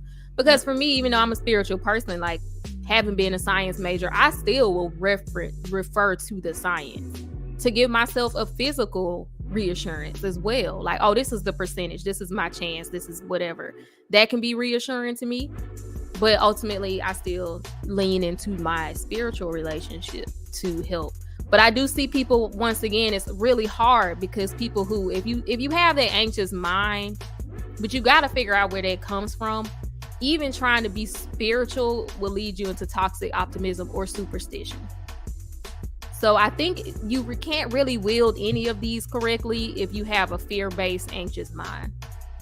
That's kind of the conclusion I've come to. So I think the anxious mind is first. Maybe. I'm not really sure. I don't know why some people are more anxious than others. It could be a grounding factor that they don't have to some degree. I'm not really sure. Attachment probably goes back to attachment style more than anything. But I can't really say. Proper planning is preparing for the other side of what ifs. Absolutely. What is it? Proper planning prevents poor performance. Yes, as much as you can prepare, and planning and preparation is something that's very structured. And a lot of people that we're talking about, we don't have a lot of structure, especially we're talking about the Black community. There is a lack of structure and planning and preparation. I even see it today. There's a lot of even succession planning. I was doing that driving for the theater company. Like my mother and my nephew, they were telling me that they were trying to get young people involved, but they're not taking any steps. So they have the desire. They have the desire. That's that optimistic. Oh no, we want to continue this. We want this troop to this company to continue on into the future. But then they're being crippled on the back end by not planning or preparing. Black people do that all the time. If Black people could build a nation on what we said we doing, I had to call so many people. I was like, but have you done anything? No. Okay. Then you're not. You're wishing. That's a wish. It's a wish. That's a prayer. I was just saying that the other day. I swear to God. That's a wish. That's not a goal. People say, I'm doing a goal. Are you doing a goal? Have you done anything towards it? Then it's still a wish. Yep. It's a prayer. You ain't did shit. But people feel like they doing stuff by being able to have a response. Like if you come and say, what have you done? And they can respond, people feel like that mean they did something. I don't know when this happened, Bree. I don't know when this happened. That's why I alluded to that Omawale clip where he shared Umar Johnson. And they said information is replacing organization. And even during the whole hashtag protests for the last 5 to 10 years, probably since Trayvon Martin, people have keep what are you doing? What are you doing? Well, I'm bringing awareness. So information has now replaced like activation, organization, like mobilization. Like it's really weird. But let me just read these comments real quick. And people wonder why they get let down all the time. A delusional expectation of consistent positive outcomes instead of preparing for what happened if that didn't work. That's true. So development is key. Remember, plan for it might go wrong, but don't mentally do it. And that's where I fail. That's where I come in. Because you're still pessimistic if you ultimately feel like it's not going to go well, you know? That's where I struggle. The title is hilarious because it's true. People haven't even attempted to change it, and we 3 days in, people always retract back to their yes. That's the running joke. New year, new me. Yeah, we always fall back on old patterns because we don't replace the old. That's what a lot of people forget. Yeah, you got to replace it. If I'm taking away something, you can't leave a void. It's something else that's going to fill it. That's another true natural order, universal principle, whatever you want to call it. It's like the temple. It was clean and swept out, and it was abandoned. Some other spirits gonna wander along and look at this empty place. Let me go ahead and take the precedence. Even science. I know people don't like to believe that science and spirituality and all this stuff. Nature abhors a vacuum. That's how they say it in science. Nothing's just going to leave empty. If you take a bucket of water, the other water is going to rush in to fill where you took the bucket. It doesn't just stay like a bucket hole. So there's a spiritual principle. So if you take a bucket out of your life of whatever, let's say it's negativity, something's got to fill that. Now, either you put some God or some faith or something positive or a hobby, you fill your time and energy with something positive, or something negative. You're gonna get a new habit. You're gonna be worse off because you're gonna think you put the negativity out, but you're just gonna get another brand of negativity that now you completely blind to because you took away your old known negativity, but you just replace it with toxic optimism. Is typically where those people go. So you took all the negativity out your life, and then you put toxic optimism in there, and now you don't think you're negative because you're toxically optimistic, but now you're just delusional. Yeah. So you're worse. Worse off.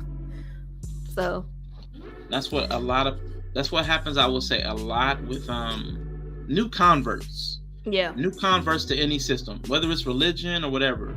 They get that burst of energy, that no knowledge, but a burst of energy, and it's kind of like it's imbalance.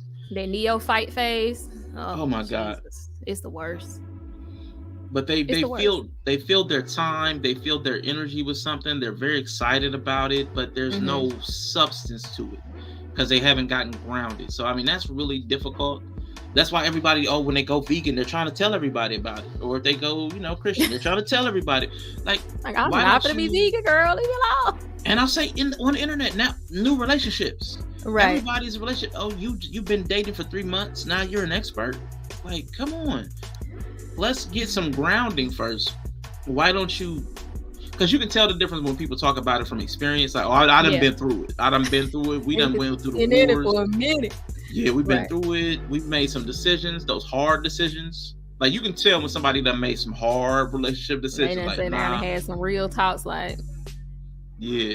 Like, I remember my new convert days. I'm glad y'all didn't know me back then. Oh yeah. Yep. And blaming everybody else. It's hard. It's normal though. That's the point. It's normal, but try to find. I don't know. I found people who it works for a while, but you'll usually come back in the middle. But my concern is if you took negativity and did toxic optimism. I don't know. There is things that damage that can be done in those early days if it's not Because what a lot of people do now too, because everybody's so isolated, is you just on this journey by yourself in your house. You ain't got nobody to bounce thoughts off of. You can give you feedback. So luckily, when I was a new convert, I had other people around me who were going through it, and we could compare notes. And I had people who were, older and had very good grounding in life spiritually, who could just be like, y'all be a little radical right now. Be a little radical. So there's community in that, and that helps ground you. But a lot of people don't have community. That's a good point. You get a lot of these vision board girls. I mean, the community or whatever you're choosing, you just need it though. Yeah, you need some people to help you see yourself in those early days. Yeah. And that's what we really don't have online, because most people won't be honest with each other. No, yeah, you can't see it online. Yeah, it's really difficult. I've learned that the hard way, because it's hard to get, unless you're seeing people every day, that accountability radius we talked about. If you don't see people routinely, it's hard to get honesty, because like somebody that like, I got to deal with this person and the repercussions like every day of my life, they're more likely to be a little bit more honest with you. Like, okay, because you're about to impact me. You know what I'm saying? And it's still hard online, like, because there's just some things, so how people move and energy. I don't know. It's just nothing like running up on somebody in real life.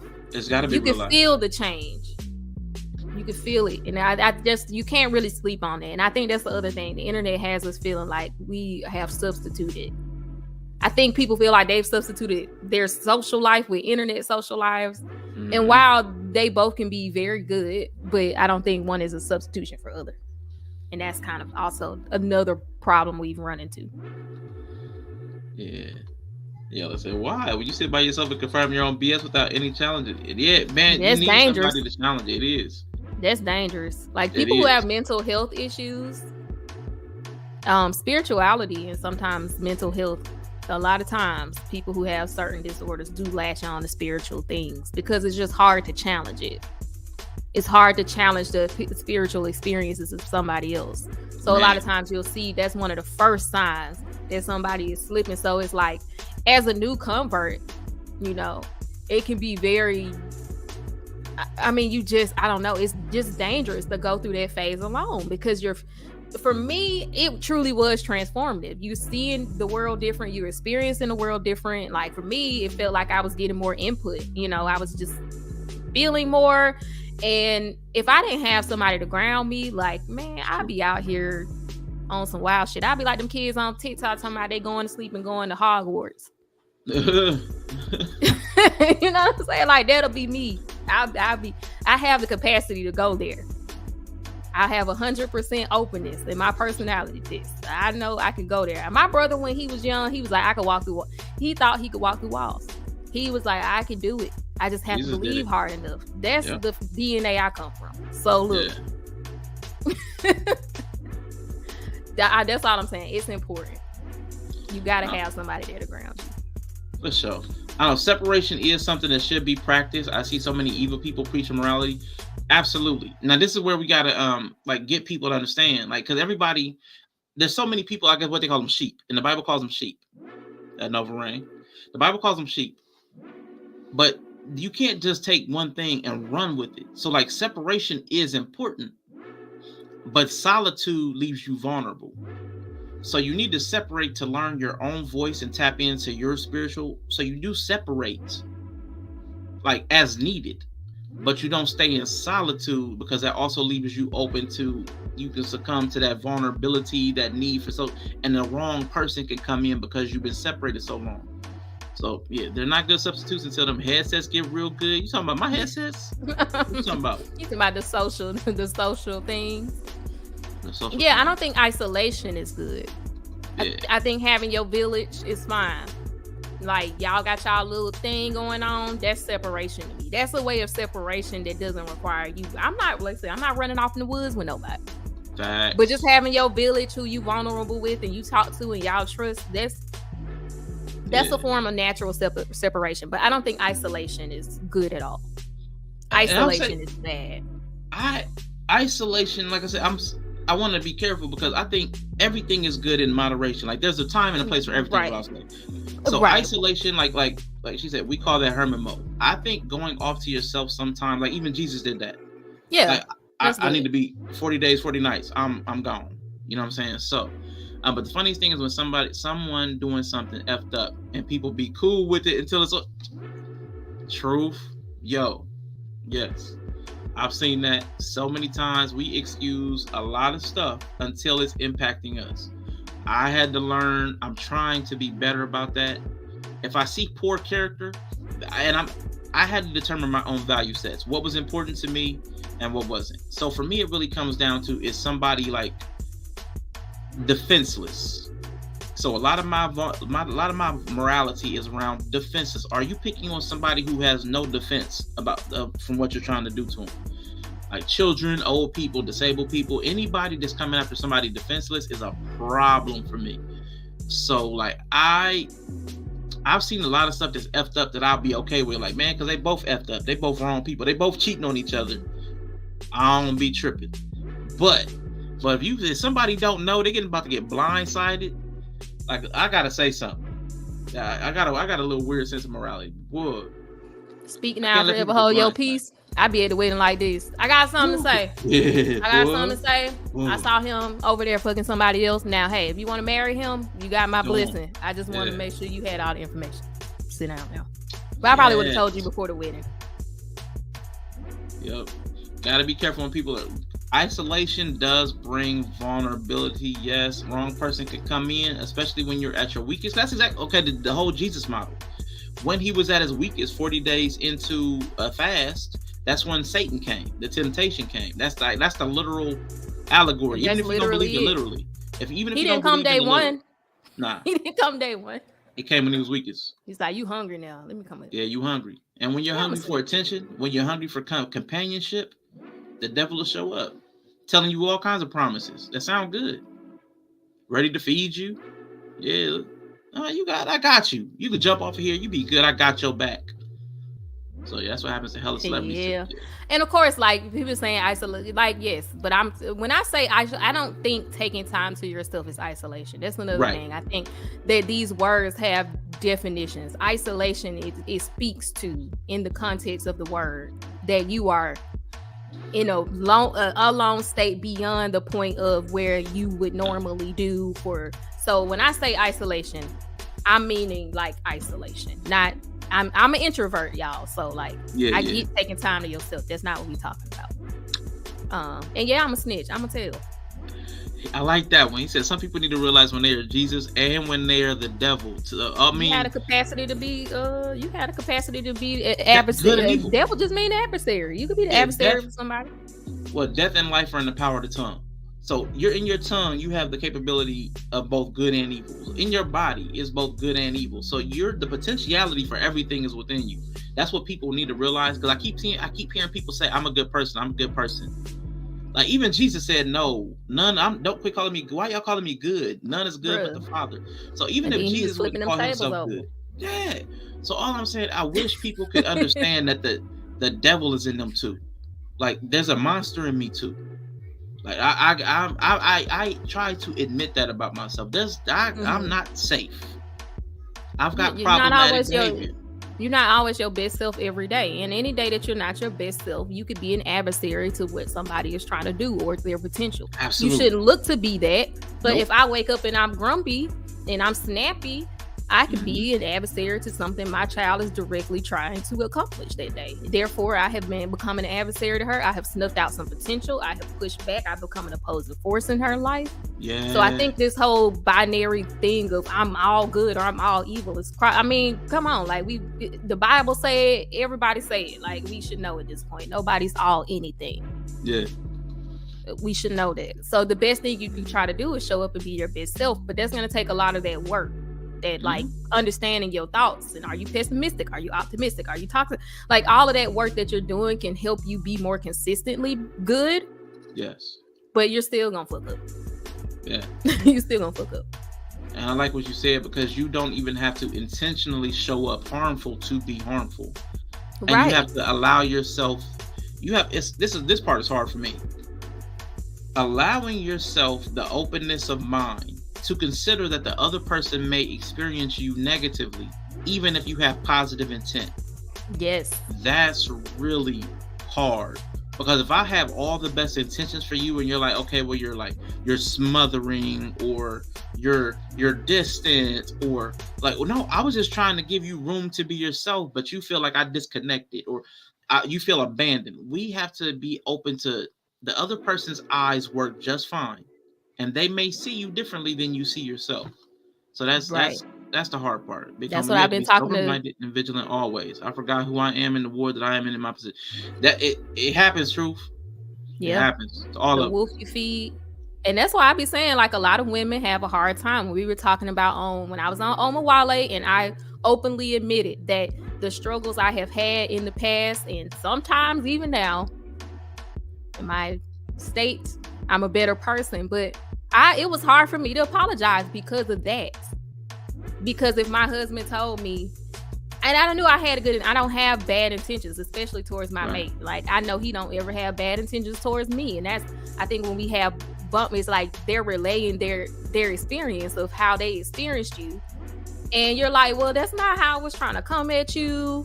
And I think that's why a lot of people have a hard time apologizing. Most people apologize for obvious errors. Like, you know, I bumped into you, or I did this. Oh, I'm sorry, my bad.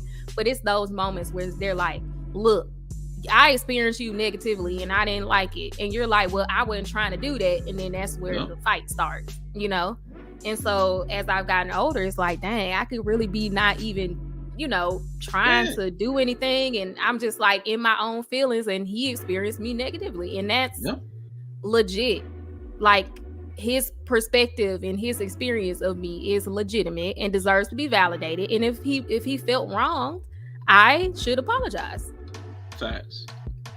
But a lot of people struggle with that. And I think we've had that when we were talking about the men. You were like, we're not trying to be. And it's like hearing women say, you make me nervous, or I feel away. I feel away. Sure. It's not a fun thing. Yeah, unless you accept yourself fully, then you know you 100 and are honest about all sides of you. You have to get to the place where you can be unapologetic about who you are. And that's what I'm going to say about what Bree just said. And you apologize not because of what you did, because maybe what you did was in good intent, but you apologize for how you impacted the person. And I think that's where a lot of people's egos get caught up. You're not apologizing because of what you did or who you are, but you can apologize for how you came across. And there's no loss to you as in your person, your ego, because you apologize for how I didn't intend to come across that way. So that's hard. I want to read this. This is a dope quote. The line separating good and evil passes not through states, nor between classes, nor even between political parties, but right through every human heart. Alexander. But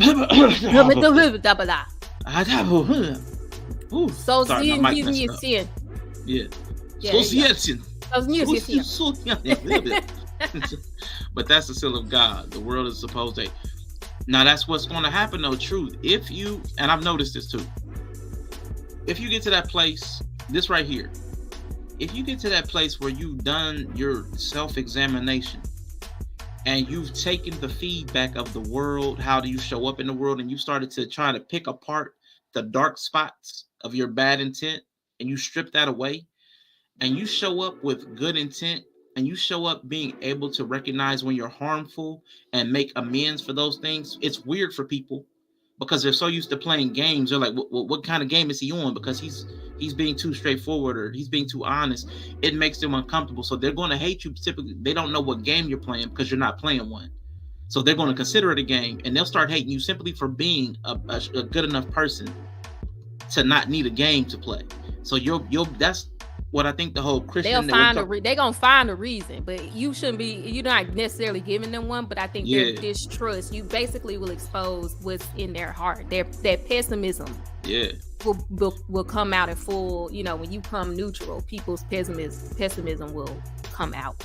And they will think that's when the Bible talked about a peculiar people set apart. It's because you're going to operate on such a different level that the normal people won't understand how you're operating like that. They won't understand your value sets and your value systems, or where you find your strength or resilience from. So I think that's people like to label you for sure. Like, they like to know your MO. And if your MO is love, like pure, like regular, just like, I'm just here, like I'm just being, People just start to project all kind of stuff Yeah. on you, and they get frustrated because they can't really peg you, and they'll find a reason. Yeah. They'll find a reason. And someone else's experience of you is cool, but you have to know yourself and accept yourself. That person's experience is theirs. That's true, Quantum, but it's hard to know yourself without the other people's experiences. Yeah. You only really, because if you were by yourself and had never met another person, you wouldn't really know who you were. Right. You wouldn't know what you were. Like if you never saw a reflection, you wouldn't even know what you look like. That's where the shadow come in.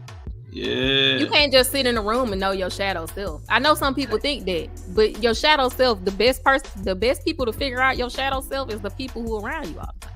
Mm-hmm. They the ones that show you your shadow. Yeah. Because it's like planet, like science, planets and gravity, stars and gravity. How you observe how you move makes other people move in relation to you. It's kind of how you determine how your gravitational pull. You can see it through your effect on other people. See, Quantum. I'm not apologizing for shit. There's I make myself clear for the jump. How you decide to interpret me is based on your own mind. Take that up with my baker. See, that's that just don't really work in a cohabitating, collaborative environment. It just does not work. Toxic. Becoming unapologetic can also develop a sense of everyone must accept me like this. And I'm gonna tell you that's different. This is such a small. I want to come back to this one real quick. Removing the understanding and perspective of how people experience you. This is the thing. You become unapologetic for who you are, not how you are. Right. So who you are, I'm Rashawn, and I know I can be sarcastic or I can be playful. I may be playful in a time where somebody might take offense. I'm not going to apologize for being playful, but I will apologize for playing at a time that you were in a sensitive mode. I may not have even known that you were in that mode. So I'm not apologizing for playing. I'm apologizing for how my playing landed on you at that time. Yeah. It's me sacrificing my need to be right for your feeling's sake. That way we can continue in that moment, that relationship. That's all that is. And you don't have to, it's not unapologetic for who you are. And for me, I'm never going to apologize for who I am. And I think that's why it was hard, because sometimes when I would apologize, I would feel like I'm saying that it felt like, I'm saying I'm wrong or how I am is the problem. And then I had to just have the understanding that that's not what it's about. It's not that. I am who I am. My husband knows me. I've been the same way. I'm not apologizing. I'm apologizing that, like you said, it landed on you wrong. Like it landed on you in a way that affected you. Maybe you were having a bad day and I'm having a bad day, but because I care about that and you and how you feel and your bound, I care about all that. So I'll apologize, and it doesn't mean that I'm not going to ever be that way. It's like, it's just, I don't know. I just feel like I think that was kind of what I had struggled with, like feeling like in those situations where no one's clearly right or wrong, who's going to apologize?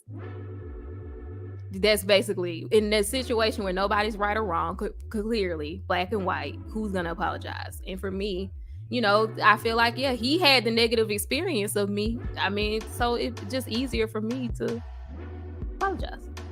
Yeah, no. Since when have I ever apologized? I'll even give a public example. I think like when I was. Go ahead. Only because of the Leo thing. Like, we Leos. We don't like apologizing. I don't like apologizing, but. I know I was in the right. That's the worst part. I was in the right as far as factually. Like when a conversation with King, it came after JP, and I was going off in the chat, and the whole show blew up. He was calling me out from the panel. I apologized because I disrupted the show, even though I was right. He shouldn't have came for JP. It was cowardly. It was weak. It was everything I said it was. I was completely right, but the way I went about it was wrong, because if I didn't want to be there, I could just leave.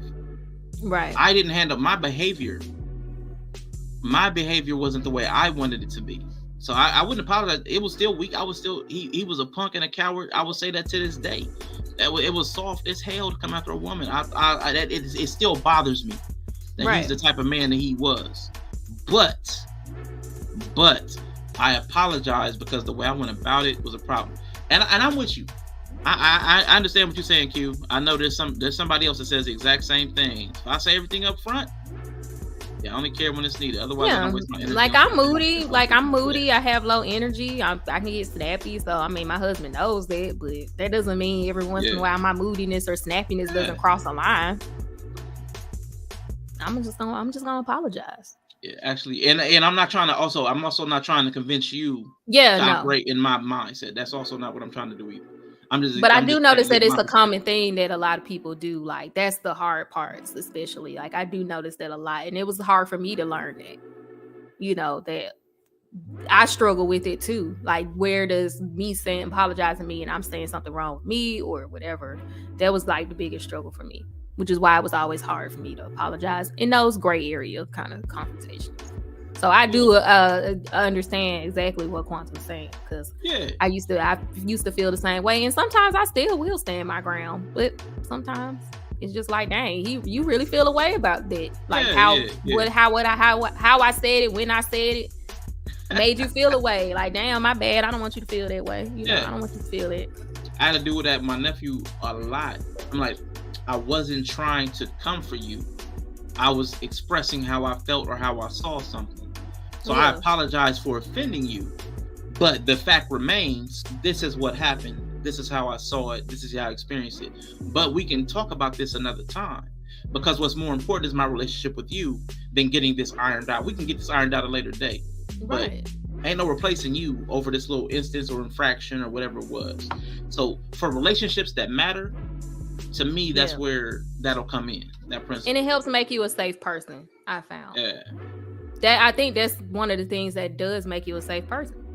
When the person's like, you know, I feel like they, you know, do care about, they will cater to my feelings over their ego sometimes, or when I need them to, if I'm coming at them and saying I'm in this space, they have the ability to lay down their ego for my vulnerability or how I feel. And I think I want somebody to do that for me. I think that makes you a safe person.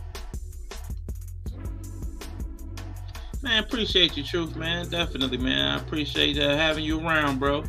Cause you be spitting the truth. You be spitting the truth, man. You be coming in hot sometimes, but bruh, you be having a word. That's why when we was working together, man, I really appreciated how much biblical knowledge you brought to the table, man. Because it was well presented. Mm-hmm. Very when well. You get presented. tired of people. Yeah, I think Quantum's talking about in general. Once again, I don't really do victims. Yeah, let's talk about the other side, because there's like I said earlier, I can't remember what it was about. There's two sides to everything, or there's a spectrum of everything. So, in an interpersonal dynamic, the other person could actually be a full-on problem. Yep. And I could have done nothing wrong, intention-wise or impact-wise. They could be just a full-blown manipulator, or they could be borderline personality disorder. Yeah, they could be. It could be anything. Right. So in that case, you don't chronically apologize. Like that's where like there's a boundary. Like I'm talking about like a one-off. Yeah. I've done this show like 5 to 10 times with Bree, and if I said something that got her a certain way, I would apologize for that for once. Figure out where the problem was and adjust so we're not having the same problem. But if every time I said female, like instead of woman, you just went out. Yeah, now if she you went hurt off, my feelings. Hey, you can't say female. Female is right. We a woman. Okay, right. That's cool. I apologize for the way that landed on you, but I just need to let you know every now and then I'm going to say male.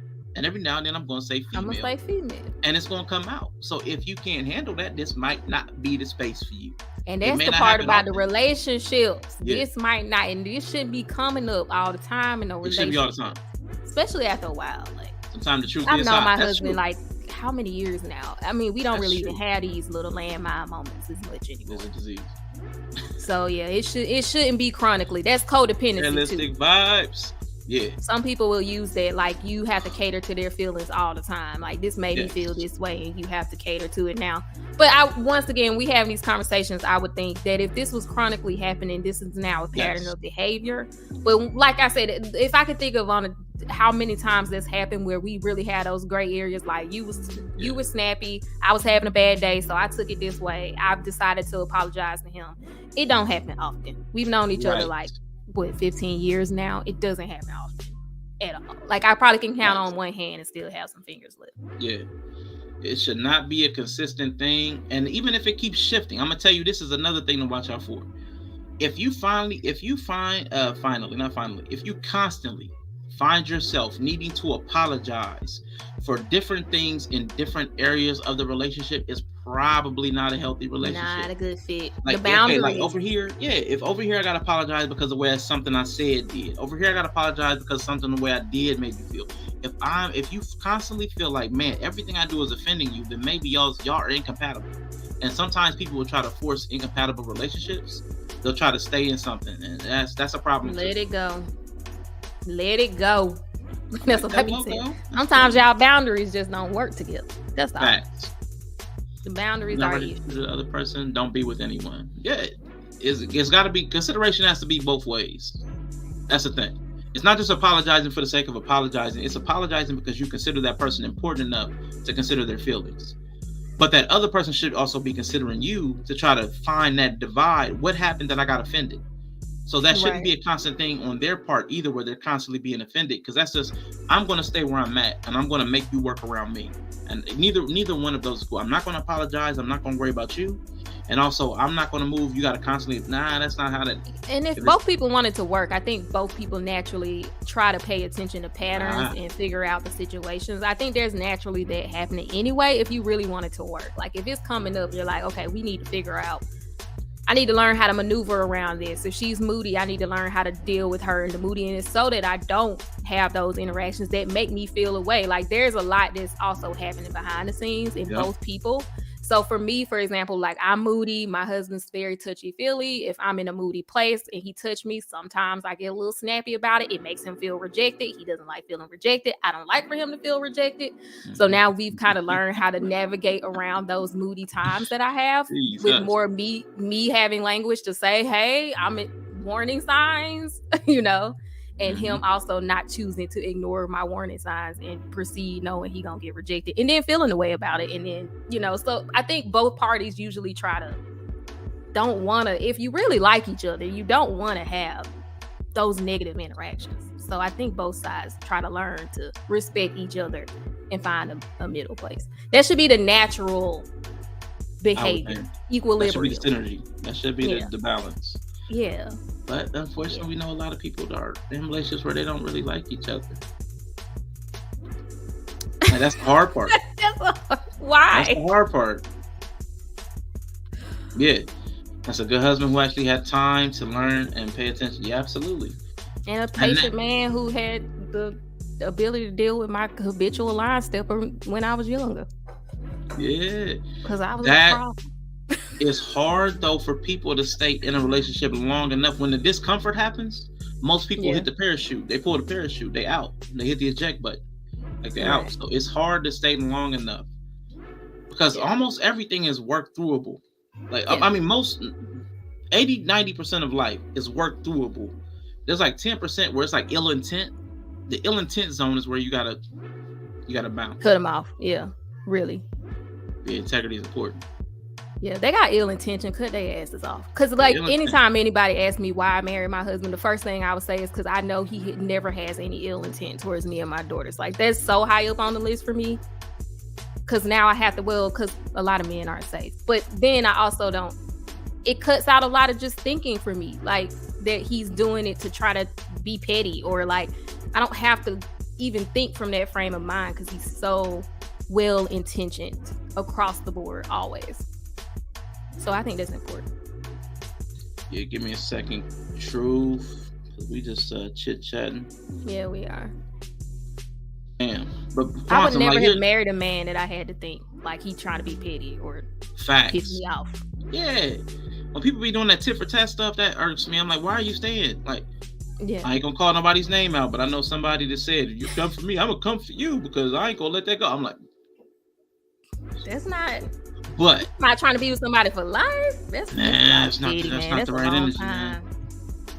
But this right here, though, now quantum. Now here's the thing: this is the way I feel about it. Everybody, like we talked about optimism, pessimism, all, everybody has a different personality type. So some BS you're going to be completely allergic to.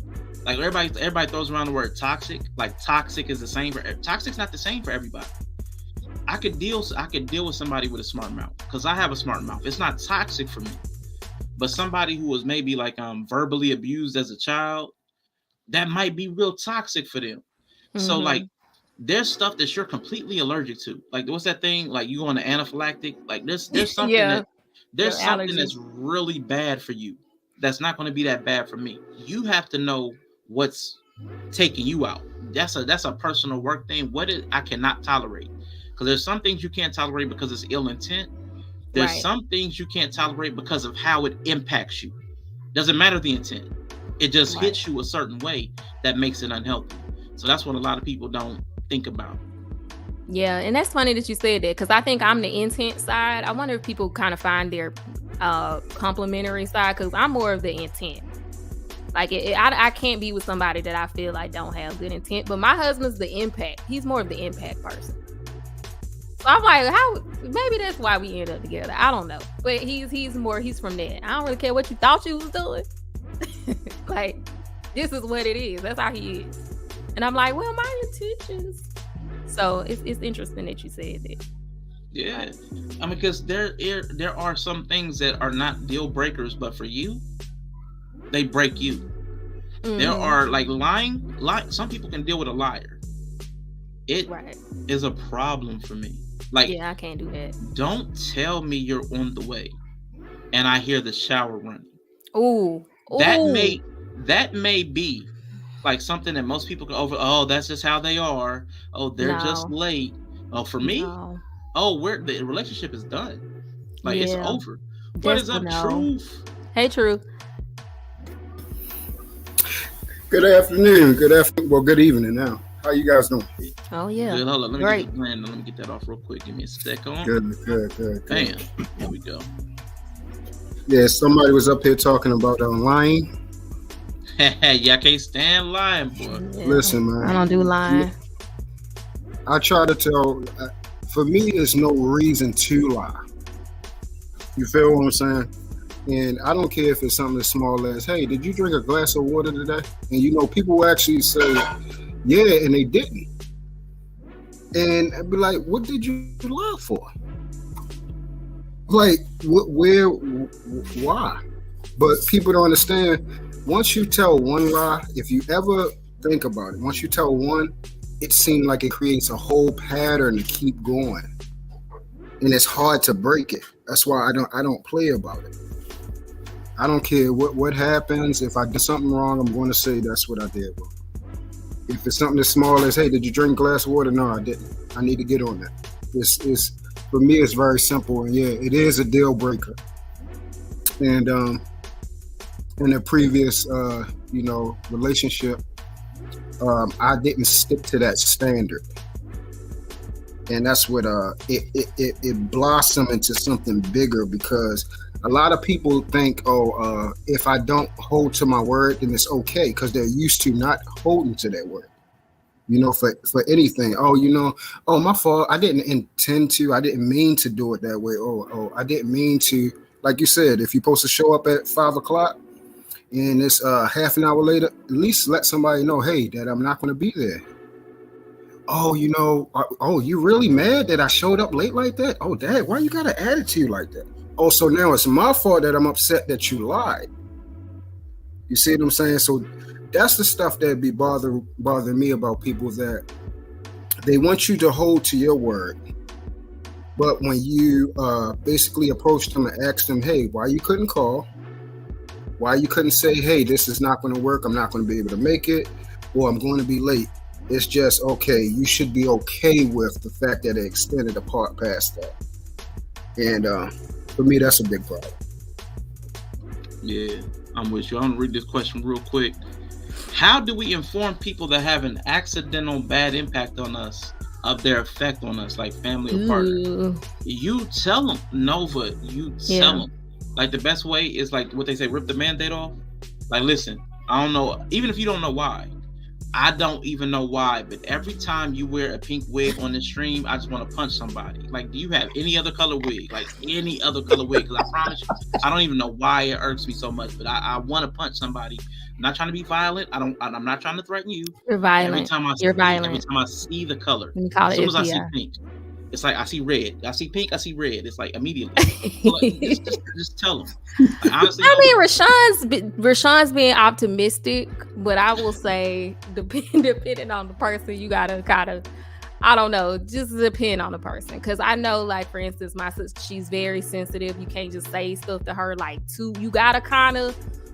A little tact is important sometimes in the situation. So I think you do have to read the room a little bit. I think for me, sometimes if it's a new thing that I've realized that triggers me or something that I don't like, I kind of have to wait. I can't really say it in that moment. I might need to come back later after I think about it for a second. Like, why did that trigger me? Why I feel this type of way? How am I actually feeling? And then I come back, when you said that, I ain't really like that. I ain't really like that. And then, that's kind of how the conversation has to start. For my husband, I think he sit on stuff for a little while just because he's like, you like the debate. So I gotta, let me see if this is even worth. This is just you this month behavior? Because you was like in the middle of getting ready for DreamCon and you was a hot ass mess, or is this something I'm seeing showing up as a pattern? Because then I'm gonna address it. But if this was just a situational thing, I'll just kind of let it ride because I believe the best in you generally. So I think that's kind of, But I'm arguing you back though. When he called me out, I'm gonna have something to say. Let me ask you guys a question. Since y'all been in this space, have y'all picked up any bad habits? Other than being flaky? I mean, I was flaky in real life. So like that, I don't know if let me see, picked up any bad habits. Golly. I would say like money or attention. I don't think streaming brought anything new. It would just bring out anything that I already had latent. You know what I'm saying? I was already flaky. So it showed my flakiness. You know what I'm saying? So I wouldn't say I got anything new. It just demonstrated it. So some things that I didn't know about myself, I was able to see because streaming made it visible. That's the best way I could say that. For me, I think it just gave me the habit of being on my phone and more always like on my computer and stuff, just because of the business and the streams and stuff like that. And I do all my graphics, I do everything. So now I do notice I'm always on my phone or always have my computer. So I'm trying to schedule off days now so that I don't do that. I don't get on my laptop. I'm trying to not be on my phone. So I'm trying to mitigate that because that's not something I wasn't the person who was always on the phone. I have personal pages for my social media, but I don't really update them anyway. So I wasn't really like a social media, always on my phone person. I watched YouTube, but that was about it. And now I'm more on my phone. So that's the bad habit I picked up for sure. Real quick, man. I want to come back to that truth real quick. I want to answer something that Nova said real quick because we were talking about that telling people something, and I wanted to get this point out. Like the things that trigger you to the point that you like they're impacting you in such a negative way, that also should not be so persistent and consistent that it's routine. That should be like one or two things that's like I pick up cucumbers and it sets me off. Like that should be rare. Like I just hate the smell of watermelon and you buy watermelon. That should be like twice in a lifetime. There should be something that's like a complete random trigger that you were unaware of. That should not be normal. If you're having multiple triggers, like oh, this impacted me really strongly, then you have a problem that you gotta fix like immediately. And you probably should. It's not even healthy to be around you if everything that they do is triggering you. That's incompatibility.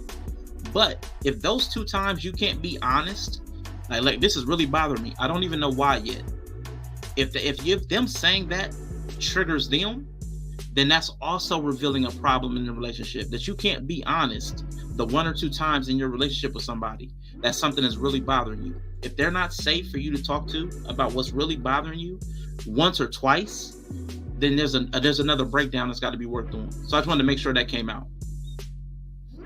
But let's go. What you saying, Truth? My bad. I know I did. I just wanted to get that out before we kept going. What's a bad habit that you picked up? Unapologetically, respectfully. Right. Did he meet? Oh, I think he his might have ear? took a phone call or something. I'm not sure. But Oh, chronic okay. issues, yeah, if it's a chronic issue, you should not be chronically triggered or By your partner. chronically heavily impacted. If they do something and it's heavily impacting you, like the way they shut a door, like what It's like you might something- not like them either. Yeah, you might You just might not like actually them. like them. If somebody's irritating you all the time, Yeah, there's a problem. then yeah, you might It's not my actually like face. them. Yeah. Okay, if it's a chronic issue, then it's probably you. Yeah, like I think some people can't be like some men can't. I couldn't be with them. They couldn't be with me because I'm like I said. My dad always said I'm pretty nonchalant. I'm pretty deadpan. Like I do laugh. I mean, I'm just kind of like you're not really gonna get that rise out of me.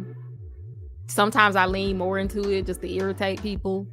Like it's just some things about myself that I don't mesh well with some people. And that's okay. And a guy that was too nice, I probably run all over. See, Like too nice in the sense that he can't really assert his boundaries, and because I was raised to push boundaries to some degree. Like I grew up in a family where we debated. Like my dad would be like, "This is the problem. Debate me now." You have to like debate me now. debate why you shouldn't get your ass beat right now. And you better have a good solid argument for what you did. And so I rarely got a whooping. That sounds I cool. always had a intention behind what I did or reason. So I don't know, but some people find that antagonizing. So I don't think I would work well with some people who find that need to have space to talk back and forth as antagonizing. Some people don't like that, and that's fine, but that's how I was raised. So I'm never not going to be antagonizing. I think my husband has learned to like it because that's what we did for Christmas. Every Christmas, we have a great family debate that goes on for the like 2 or 3 days. So now he sees that it's a culture in my family. It's not like me just not respecting him. It's our thing. So now he's like, oh, okay, it's okay. Now he kind of likes it too. But some men absolutely hate it. I can see that. Yeah. Now, Truth, man, you had asked a great question, man. I think you had a follow-up though, man, about the bad habits. Yes, yeah, I'm back. Yeah. When I first started coming on here, like I really didn't care so much of what people said or thought. Like it really didn't bother me. And I think that was a bad habit that I usually like. You remember Arshawn? Like I really like it. Like it just used to just go right off like water, just water on the raincoat, just run right off. But I don't know. Then I started finding myself explaining myself and, going back and forth. And, that's one thing that I had to look back. I'm like, hold up. Like, these people, I don't even know these people. Like, what am I doing? Like, because I remember, like, I used to always get, upset at other people. Like, what? Like, they don't matter. Like, why are you worried? Like, they don't control anything that you do. You live, you sleep, you go to the bathroom. They don't control any of that. Why does it matter what they say or think? And then slowly but surely, like as time went on, like I picked up that habit. And last month I did a lot of reflecting about a lot of the bad habits I picked up. As far as being conscious of what people were saying, then in the midst of people doing things that I do not agree with at all. That's why I brought up the other situation. And for me, not being aware of the company I keep, like I was actually associating myself with people that, if we was around each other, I would not be hanging around with. We do not come from the same spaces. We do not think the same way. Our ideologies is different. The way we move, think, everything is completely different. So, it was just a lot of ignorance that I started picking up. And that's what I speak about making sure that for those of us who are in the faith and have a relationship with God and everything like that, like we always have to return back to our first love. Like my foundation is always going to be Christ. So that stands supreme. But as far as I guess my attention and my thought process, I took my eyes off of what I like to say, the cross. As long as, my eyes are pointed towards him, I'm unmovable. And that's how it was prior to me being in these spaces. But sometimes when you allow breaches in your spirit, certain characteristics and things that's not becoming of you, they find a way in. So I'm being real mindful of making sure that I don't forget who I am, and like how I'm supposed to move regardless of the company that I'm around.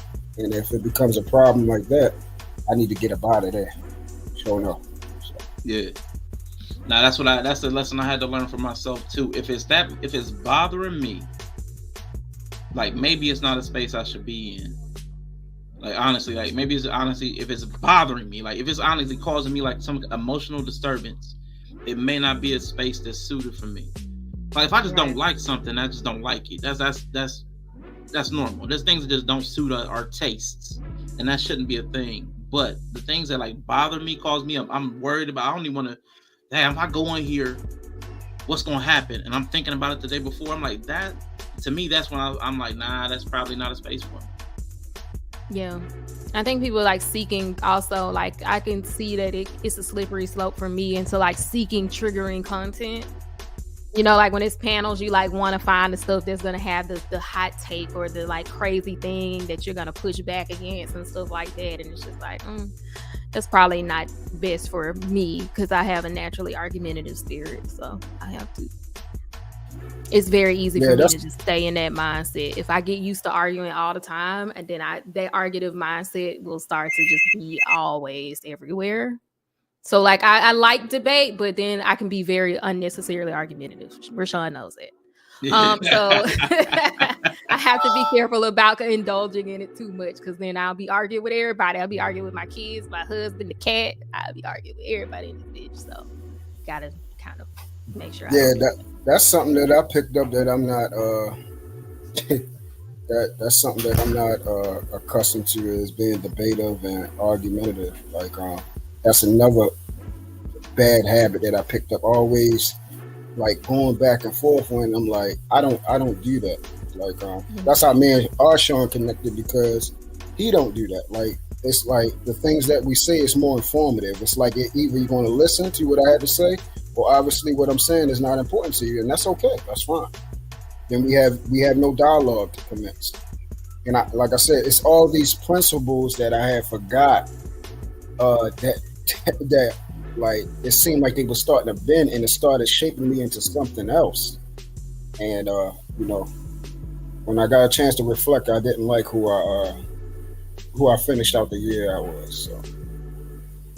I think it's interesting because I think we were talking about earlier about spiritual. I think that because we only look at relationships through the lens of, a partner, like a person you're in a romantic relationship with or an intimate relationship with.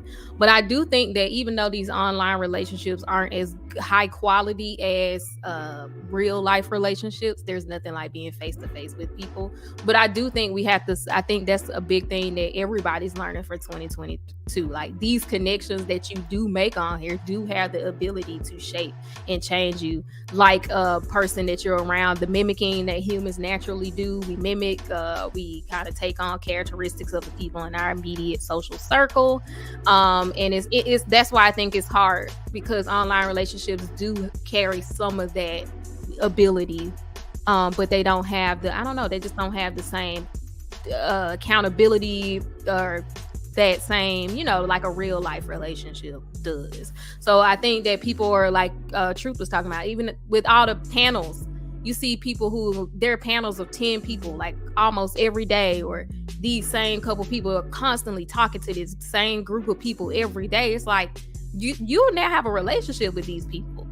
And I know some people are like uncomfortable with it because they're like, oh, but no, it's true. These people are now, especially for some of these people, like some of the men I know specifically don't talk to their wives in that way, vulnerable, candid, open in the same way. So it's like, yeah, you're creating a connection that's going to have the ability to change you. basically. You're introducing a new dynamic to yourself. And not in no weird way, just that's how human relationships are. So I think that that's good. I think a lot of people are like realizing it. Damn, you can't just be like talking to people for hours and hours indiscriminately and not take on some of that energy. Yeah, yeah, Bree, you hit it on the nose. And and listen, what Quantum is saying right there, she is 1000% correct. I always talk about. I don't know if Arshawn remember our talks. I always talked about The Walking Dead. Yep. I always talk about we being vessels with nothing felt in it. And that's what a lot of people like. You would, if you actually like just take the time, just listen to them. And then the thing is, I don't even think that some of these people actually listen to what they say, because they will say one thing, come on the same panel the next day, and say something completely contrary to what they just got finished saying. I stand on this. This is what I 100% believe. And then the very next day, it's something completely different. And I'm looking like I'm scratching my head like, okay, does anybody else see this? So when Quantum is talking about these shapeshifters, she absolutely 100% correct. And what Bree tapped on just a few minutes ago as well, as far as the relationships. You are developing relationships with people constantly, because especially if you're doing something daily and consistently, getting on panels, constantly involving. Some people are sharing their stories. What they've been through, their backgrounds, all these things. That's how you formulate relationships. It's just now that you're not, interpersonal or in the same vicinity or environment physically with them. So, and then, sad to say that, I had actually actually did get personal and actually formulated, intimate relationship with somebody from here. And, that didn't turn out well. And this is what I mean by that, you're involving yourself with people that, like, it's blocking you. And you're involving yourself with people that god daggone well you have no business with. You have no business even, you wouldn't even talk to them. Like, you wouldn't. Like, that's not even, like, it's not even, and it wasn't never good from the begin with. You see what I'm saying? And that's how you create these bad habits. Like, you keep being around certain people, and then next thing you know, you involve yourself with another person that you like. And then you look back, you like, damn, how did I even get in this shit? Excuse me. Like, how did I even get in this? Like, what the heck was I thinking about? And then you look at the stuff that you was doing, and you be like, man, that ain't me at all. Like, hold on. And that comes from you constantly being around these people. You feel what I'm saying? Like, you constantly being around individuals that you do not, you just don't come up with. You look at your family, you look at the people that know you and everything like that. It's nothing relatable. Like, we're from two different backgrounds and everything. So it's crazy out here, man. The protection of proximity. Yeah. The protection of proximity. Like, yeah. Because online, that protection is not naturally there. Like, you having conversations with people you probably wouldn't even talk to in real life, because their vibes might be weird or some shit. Like, like, there's just certain like aesthetics and energies people have when they out in the world that people can say they don't pay attention to it, but I feel like we peep it. Yeah, we peep it. So certain people you probably would never even talk to. So we get all the influence, but we don't have any of the accountability. Like, because there's just being in somebody's space creates a level of accountability. Like, you're accountable to the fact that I'm in your space, and you say the wrong thing, we might get a closer connection than you wanted before you said what you said. I like that. I like that. Yeah, you know what I'm saying? So I think there's a lack of the accountability that radius. We don't. That's that safety bubble. There's too much safety in the internet, but we don't know. We're not aware. I honestly didn't even think about it till the truth, and you just said that. The constant influence of these people, like, and it's funny because the manosphere especially is always talking about 304s and entanglements and the bed. What's the other word they keep? Soul ties. They keep talking about soul ties, but you keep going to the same panel, listening to the, faith comes by hearing. So you're listening to the same people spit the same thing day after day, week after week, for hours on end in the chat, saying the same things. That is your church. Like you're absorbing that spiritual energy, and that's becoming your soul tie. All of that influence. So like the way they say women are for the streets, but like we've been for the streams. Like we're putting ourselves out for the stream. We're letting a lot of people get up in our ears. Like they hitting our ears. Like they hit a lot of different people hitting our ears. Like, and this is a known problem. It's that bad. The internet has the ability to radicalize in ways that real life interaction does not.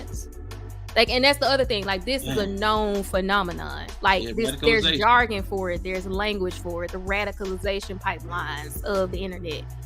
It is well known that the internet has an ability to pass through some of the natural barriers, whether it's the time to just be in somebody's ear, the amount of hours, and have the access, that the internet breaches those. And so the internet is amazing way to radicalize people to extreme ways of thinking.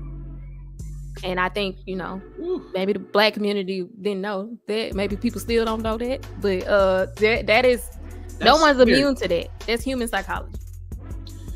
It is. I didn't even really, honestly, I never even considered that, because I know when I feel myself getting off, I know to pull back. You know what I'm saying? So I know, like, when I was getting on, I'm on 1 and 2.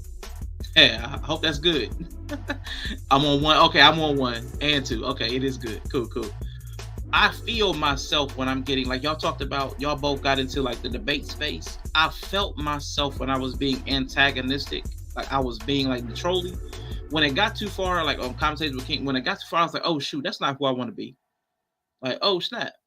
You know what I'm saying? Like, that's not who I want to be. I got too far into the troll. Like I fell too far into my whatever.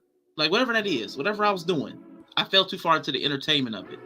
Right. Not remembering the psychology, how it's affecting me, because as as a man thinketh, so is he. So if I'm leaning too far into the troll, that's what I'm going to become.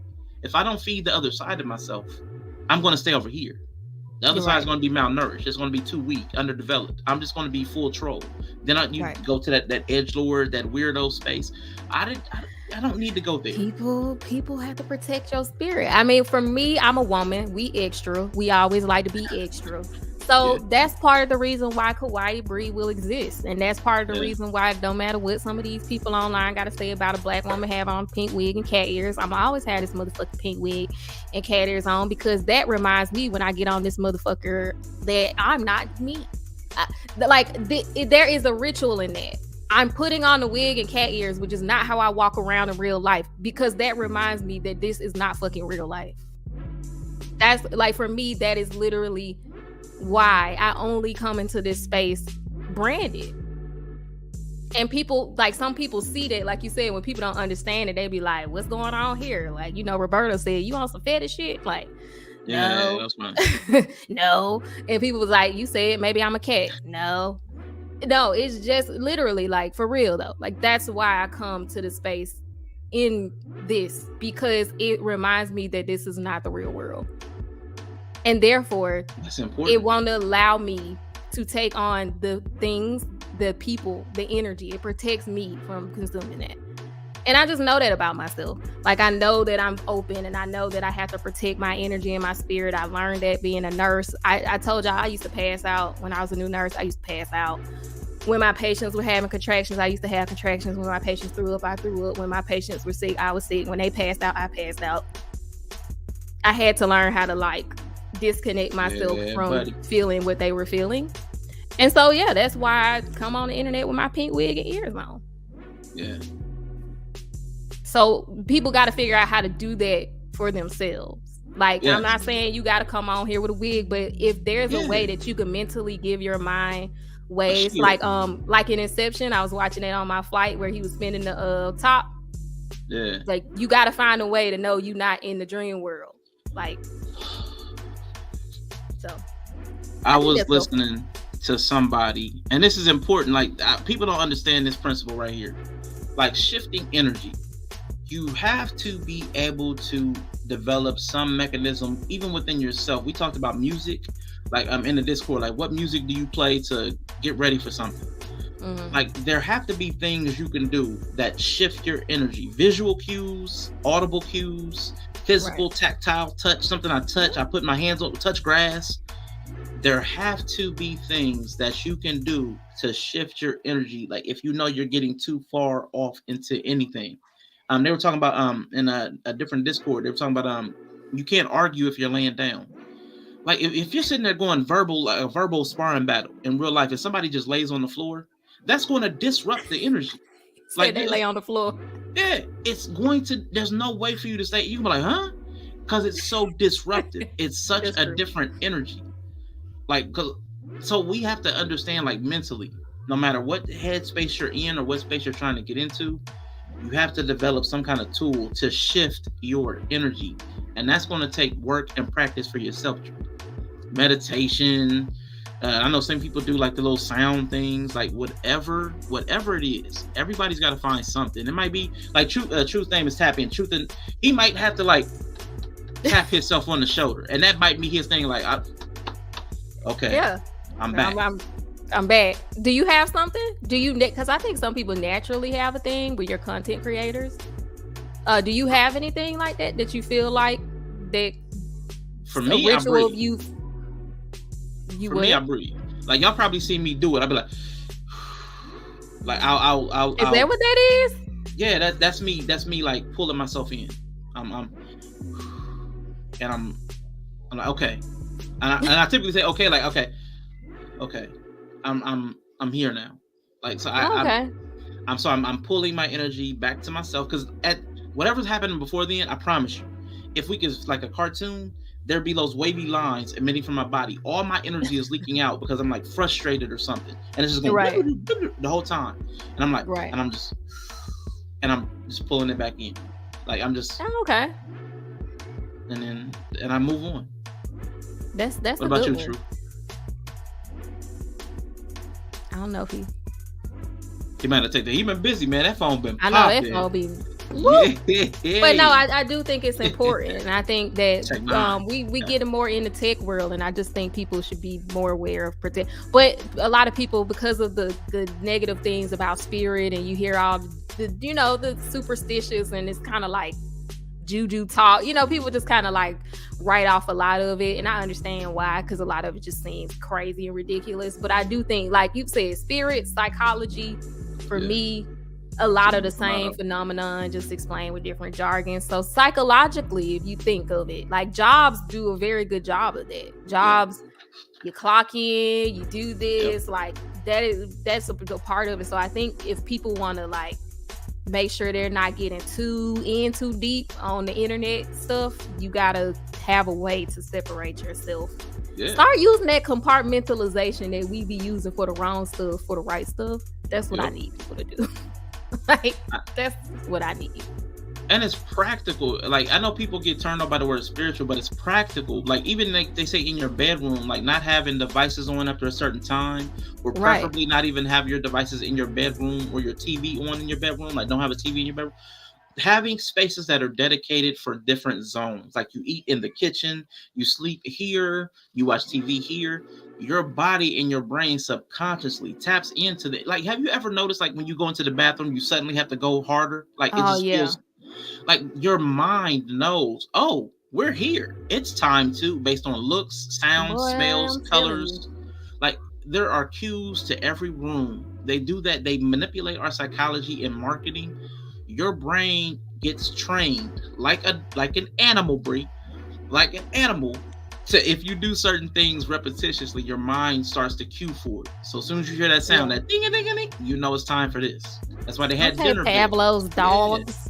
It's training. It trains that. No, training that's a big part of like creating stability and safety, and you even do that, while some kind of like routine. But I'm like, I don't know, maybe. I don't think people realize though that we do that because we just come into the world with those things kind of set, and it's like, well, a house has a bedroom and a house has a bathroom, and like we don't even think about the ways we train our mind all the time. So I don't think we think that it's something that we can actively participate in, if that makes sense. I think it's just something that we just feel like the structure of the world is present, and then we're born into it, and we don't know how to build our own structures for our own benefit. Practicing analogy or metaphor would help, because I remember when I was talking to Priscilla, or Six Boss now, when I was talking to Six Boss, and I've heard her streams, all the sex talk, all the elaborate conversation that they have around sex. Right. But when it came to romance, they were like, it was like at a loss. I'm like, no, just do the exact same things you do for sex, but do it for love and romance. Be just as inquisitive, be just as playful, be just as ritualistic, change things up. Like change that, like all the same things you do, just apply it in a different space. So like, okay, if things are stale in the bedroom, well, we'll change things up. Well, if things are stale in your romantic life, well, change things up. If things are stale at your house, redecorate. Like change things, change the energy. If you don't like the way things are feeling. That's a good one. I do. That's what I wanted. I think in this year is get more into like how to build structures for myself. I think I have some natural knowing of how to do that. I think I naturally, because I move naturally spiritually more so than anything. But I do want to be able to do it when I need to, for things I want to do it for. On demand structure building. I don't want to be like the contractors Dr. Umar said he hired that couldn't get it done in a certain time. Trying to be like, I'm trying to build this structure. This is what I need to do to execute it and build it quicker. But I do think it takes like, some certain amount of being present and aware of what you're doing and how to build habits and new habits and getting rid of some of the old stuff we were born into that we think has to be the way it has to be because it's how it's always been, that don't really serve us. I know one lady, like her husband worked night shift or something, and her kids go to bed at like 12 a.m. And she go to bed at like 4 a.m. because her husband works night shift. She homeschools her kids and she's stay at home. So it's like, why do you have to get up at 8 in the morning? Then your kids never see your husband because he sleeps in the daytime. So just shifting the schedule to serve the family made more sense. But so many people demonized her on the internet. Why your kids going to bed? So it's like, they're not going to school. I'm not going to work. Why do they need to be up at 8 a.m.? There's nothing. We do so much stuff like that. Yes. So I just want to see people like pick it apart. Like, do I need to do this particular way? Every part of your life should be open to a critique and experimentation. If there's any part of your life that you're not allowed to question, any part of a relationship that you're not allowed to question, and if you're not allowed to experiment, to try something different, there's a problem. There's a block, and that's, if you have a block, that's a problem. If there's not a free flow of energy in some realm, there's a problem. Like in a relationship, in any dynamic of your life, if there's a block, we know it's a problem. Like we would say, if you were trying to drive down the road and all of a sudden everything was blocked, you'd have to figure out another way to get where you were going. So they apply the same thinking. Again, we got to analogize. When the energy can't flow, if your money got stopped, if you didn't get your check, you'd be like, oh, there's a problem. Right. There's a problem, and I got to solve it. Right. Who I got to talk to? What I got to do? I got to get, where's my check? Where's my check? Yeah, I work. You're going to be playing by their money. Yeah. So that would be a good goal. Like examine all the routines you do and like, what does it serve? Just see if you can find one that really don't serve you. You just do it because you think you're supposed to. For me, that's making my bed. I'm gonna tell you one that the truth thought was interesting when I said it. It's not even, I didn't even like fast food as much as I thought I did. Oh, me either. When I started trying, I was like, if you're a fast food connoisseur, try whatever place you go to. Try the food plain, no sauce, no condiments. Ooh. And if you still like the meat, you might actually like it. But True was like, man, when I quit going to certain places when I tried their I'm pre-pausing. When I tried their proteins, when I ate their proteins without sauces and all kinds of nah, man. I was like, nope, I haven't been back to get a Rally Burger Checkers. Wow. I tried that plain. I'm like, ooh. That actually makes sense. Like, and then sometimes it's the ritual of it all. That counts. Like, there's some places that we on a road trip, we're gonna go here. Yep. And like it's even just the nostalgia and emotional attachment to it Colors, is better smells, than memories. better than the actual play. That's actually a good. I'm about to be doing. I don't really like sauce anyway, so maybe. Yeah. But There's I don't like so a lot many of fast food because I don't like a lot of extra stuff. So many foods I don't eat once I tried it. Once I tried it plain, I'm like, I don't even actually like this. I like the way they fix it up. And I'm not trying to be funny, but that goes into the relationship space. Ooh. People, the way relationships are fixed up. They like the things that come with it. They don't like the actual person. They don't like the That's meat what I of the be relationship. Yeah. They I like think when I started saying that, people act like it's radical. And I started talking to people in real life. I was like, I don't think. I was talking to my mom about it, and she just was cackling. She just couldn't even understand what we was talking. Well, my mom's single, but because she don't like somebody, she ain't gonna be with them. So I think it was one entertaining to her that people would even suffer that much for what. And then two, she was just like, you think people don't like? And then me and one of my other brothers, not Shy's husband, but the other one, he was there for the conversation. He was like, yeah, like he works at like the Waffle House, and he works in a retirement community with a lot of old people. And he was like, yeah, you could tell the couples that like each other. It's like a quiet thing. Like they'll be doing a crossword puzzle, and it's just like how they talk to each other. And then you see them couples that be like, they don't like each other. They just with each other. They just there. That's sad. Habit, some kind of habit. It's a habit, a habitual relationship. I don't know. Yeah, but I know that's good. I'm gonna start looking at rituals that I do and see if they're not serving me. And I think there's stuff in there that I'm doing that's not serving me because there's things I want to do that I can't seem to find the mental space to do. So they must mean something. Yeah, that's a block. You got a block. I know. I'm working on some of that myself. I know for me, one of the big things I need to do is go to sleep I need a regimented time. I need to set a schedule and stick to it. And I know that's going to free up my mind I know when certain things happen, so my energy won't be drifting so much. You need to know when stuff like you start to try to fill in the structure. So if you can put one in there naturally, then that's like less work that you have to do. That makes sense. Less mental stress, because I know, like, even with streaming, because I don't have a set time. So then it's like, well, do I need to go now or should I go later? Or how do I feel at the moment? And that's that plays into my flakiness. Yeah, so, I understand it. And even that guilt come in then, because it's like, well, I'm not doing anything. Oh, I could stream now. And then you're like, well, now I'm not. And now, it's like, well, now I feel like I have to stream it in and I don't. Now I feel shame and guilt for something that didn't even need to happen and nobody told me I had. It's dumb. Yeah, it's dumb. It's crazy. It's the worst feeling. Or sometimes when I game. Yeah. Like, I think I'm going to have to, like, not game stream because sometimes I'm like, I could be streaming right now. But I don't want to stream and I don't have to. And nobody said I had to. But now I feel a way about not doing something. It's terrible. So... Let me ask you another question real quick before we pivot up out of here. Two questions. There's two questions because one is about this, but the other thing about what you just said. You and gaming. Yeah. Do you feel better gaming off or on? Because you game on stream, but it seems like you ranking up off stream. Yeah, I play Overwatch every day. Like, I literally play Overwatch every day. It's my ritual. Like, gotcha. I think that I game every day. So whether I'm on stream gaming or not, you can guarantee I'm playing an hour or two of Overwatch a day. So a lot of my ranking up is happening offline. So I'm a gamer. Like, I really am a gamer. So gotcha. Like that's just how I am. But I don't like the pressure of feeling like I could be streaming this right now. Yeah. Because I play it every day. Is there more pressure than ranked on stream?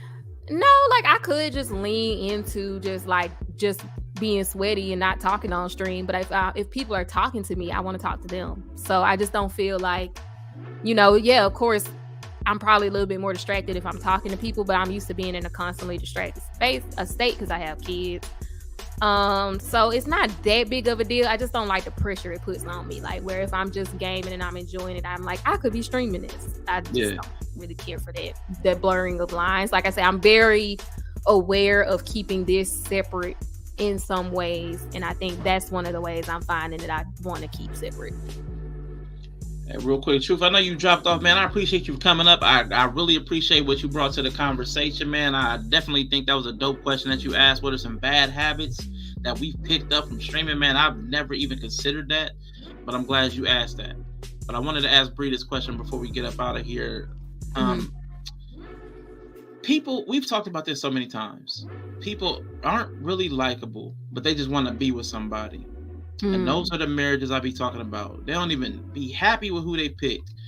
I'm going to play this video real quick and ask you about that, because I that was actually going to be part of the stream today. I didn't. Okay. I want to see. Let's go. Yeah, I got a little time. 45 seconds. I'm not going to be here that long. But let me play. It's like 45 seconds. 85% of people hate their jobs. 75% of Americans say they didn't marry the spouse they wanted. And 70% live paycheck to paycheck, meaning most people get up, fight traffic to go to a job they don't like, just to come home to a spouse they don't love and a house they can't afford. Now that's a hard way to live, but most people do it. And that's why I believe a lot of people self-medicate. They abuse food, pornography, sex, narcotics, and alcohol. But some look to entertainment. That's their drug of choice. They use it to escape reality. For those 2 to 3 hours, they tune in to tune out from life. And that's all they want to do. They just want to escape from reality. They want to relax and have fun. And I wanted that clip in there because now I'm gonna let you know the data on that one where he said 75%. It was like 1,000 people, and it was from the UK. But from having conversations, that's not a good representative sample size, but it represents the opinions I've heard from people. In or outside of relationships, they seem to always feel like they're settling. I actually think that's natural. The person that you desire will also have some things that you have to settle for to get the things that you actually desire from them. Even if they get their personality, you get their quirks. So I think that's a natural built-in function. But setting that aside, some people, like Drew said, people don't love nor like each other. Some people are settling because they just want somebody there at all. Like Anna said, some people just want somebody there at all. So knowing that, with the feelings on relationships, and do you think the regular Joe and Joetta are in a mental and emotional space to even choose well for themselves? Like, if that's the life you're leading, how could you even be in the space to choose well for yourself and do the things we've been talking about? How would you get You know there? what I'm finna say? Say it. Well, if they choose to be animals, then the goal is to get with somebody to reproduce, because that's what animals do. So in that way, they are equipped to pick a partner. Okay, so we've come full circle. So the circle of life is now complete. You don't have to be happy. I mean, it's not required if you just doing your be fruitful and multiply. Okay, boo. There's very little you need for that. Just go on, get your female, you a male, pee in Virginia, have some kids y'all don't like, in a house y'all can't afford, with a job y'all hate, and have fun. No, animals don't have fun. Sorry, it survive. That's what y'all like. To survive. That's just survive, surviving, not thrive. Animals survive. Surviving is the animal thing. Okay, man, that's deep. So that kind of like hurt my heart just a little bit. There's something about that just like, Dad, we're just existing as, and not even metaphor. Like, we're just literally doing the animal thing. Just, it's more advanced. It's more tricked out. But it's still. I had a lot of time to watch cattle. I might have spent a little too much time watching the cows just exist. Fab said it was all facts. Emotional based living, full of unsatisfaction and filling the voids with entertainment. God dang. I mean, you're not, but to survive, not thrive. That's not thriving. That's surviving. So let's get ready to close out this tab real quick. Let's close out our tab. I want you to tell me. I want to settle this. What are ways, in your opinion? I know we're not licensed clinicians. We're not doctors, psychiatrists, psychologists, but in your opinion, how can people move from that animalistic state or surviving to that higher order state to thriving? Just something basic, something practical. For me, I found it with my spiritual that higher self, that belief in a higher calling, self standard. For me, that's where I found it. Purpose. That purpose. I think finding purpose and what that is, what you feel like that is, kind of helps in that realm, because yeah, and I think on a basic level, like, I do understand the animal comparisons. Like, on a basic level, there are certain things we're gonna do, and that's nice, to know that that's gonna happen. But I think that you got to have some higher calling or higher reason for what you do, and your purpose outside of your biological function. There needs to be a higher purpose. Like, I have kids and I'm married and all that stuff, and that's great, and I'm serving my biological, reason for existing is fulfilled. But I also have a purpose that's separate from that even if I was just myself, I would still be partaking in my purpose on this earth. So for me, that's how I find it. I can't speak for everybody. Yeah, Truth wanted me to ask this question. Do you think you love your husband the same way he loves you? Like, you mean same level, or do we love in the same way? Because we love in different ways. I'm not really sure if I can even quantify it, because like, who's more or less, because we show it in different ways. We have different love languages. And I think that we're just very different. Like, what he looked for in a marriage partner versus what I look for in a marriage partner probably was a little different, but hey, we fit each other's bill. I know we like each other. We do like each other. We enjoy a lot of the same things. We have fun. We play. We laugh. We enjoy being around each other. So I think for me, I'm not a warm person. I'm not an affectionate person. So I think at first, when I was younger, I would think, oh, he likes me more than I like him, just because I always struggle with people feeling like I'm supposed to be away. Like, you're a woman, you're supposed to like to be touching, you're supposed to be like very cuddly and all that. And I wasn't. And I always questioned myself, like, do I really like this person? Because I don't want to be up under them.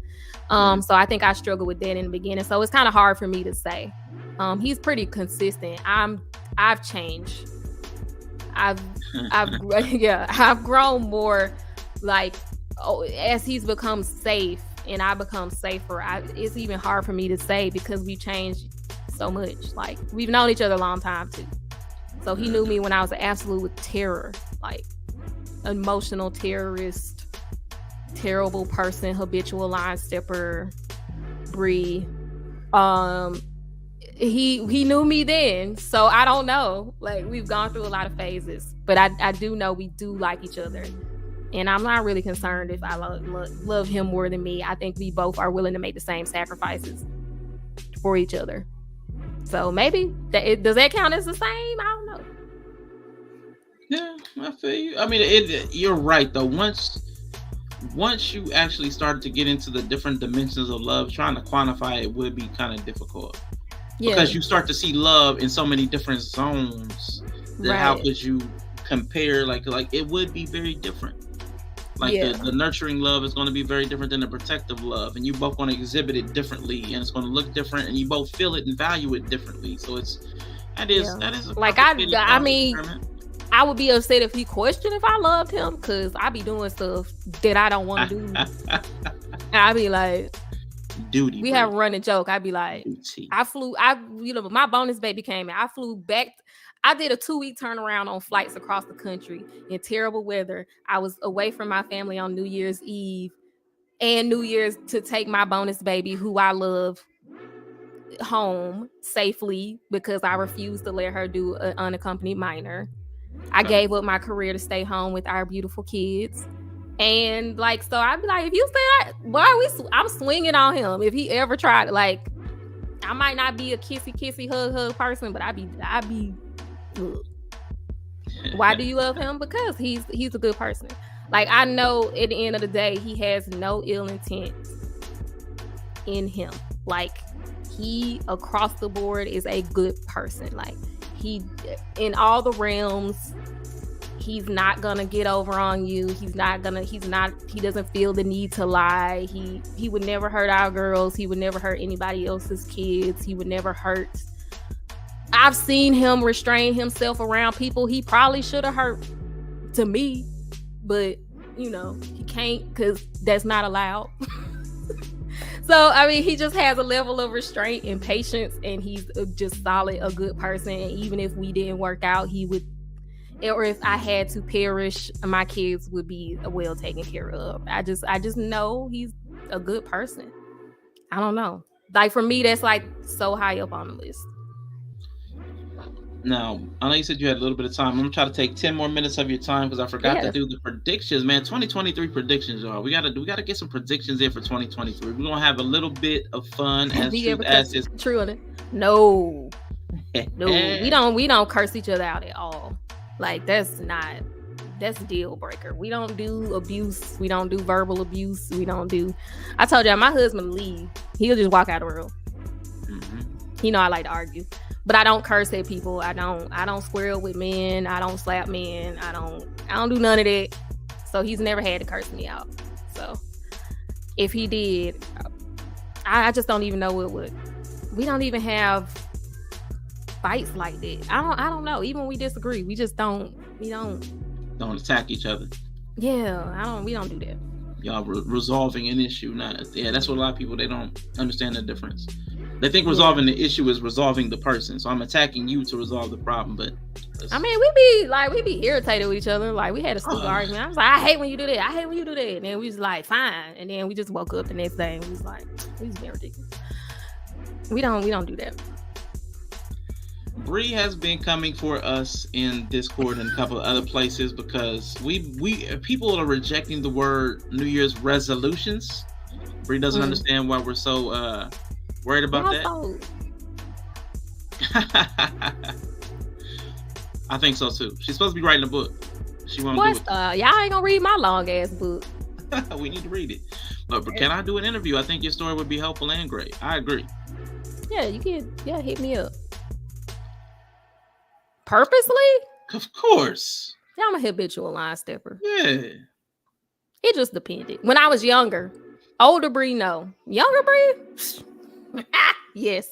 But not physical boundaries. Like, I never will hit somebody. Once again, I'm a tiny person. He's 6'3". Like, I don't do that. But just him being like, that's it, and me not really believing that was it and trying to like keep forcing it, and then he walk away and I'd be like, oh, okay. Like that kind of stuff, yeah. I still try. He'll just walk away.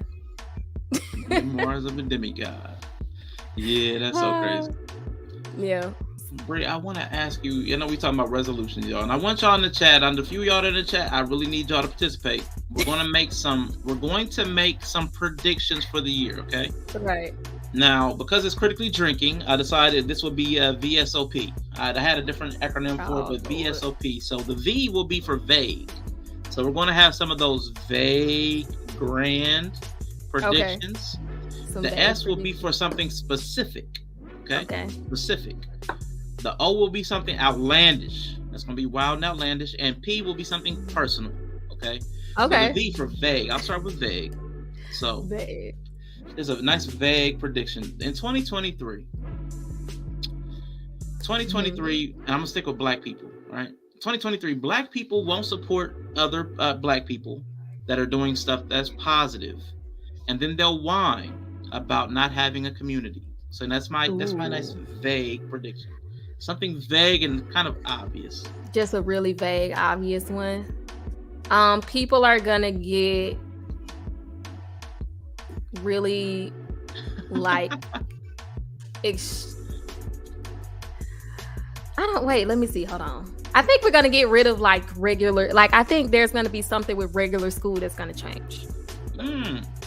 Like how it's done now, I think it's gonna change. I don't know what it is, but I think it's gonna change. Okay.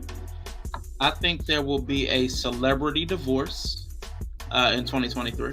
This is a specific one? Divorce. No, this is vague. This is vague. Oh, vague? A celebrity divorce? Okay. Well, yeah. I mean, so a celebrity gonna die. Yeah. I think, I'm not gonna say that. That was specific. I think there will be some internet celebrity that gets himself into a scandal. I think that's gonna happen this year. You late. You could have had that with Andrew Tate. Yella said 2024 will be here in 362 days. That's very specific. That's very specific. That's very specific. I think trafficking is gonna become like more trafficking violations are gonna come out. That's a vague one. We're gonna be like, everybody trafficking. Social media. I think there's going to be a new favorite social media app by the middle of 2023.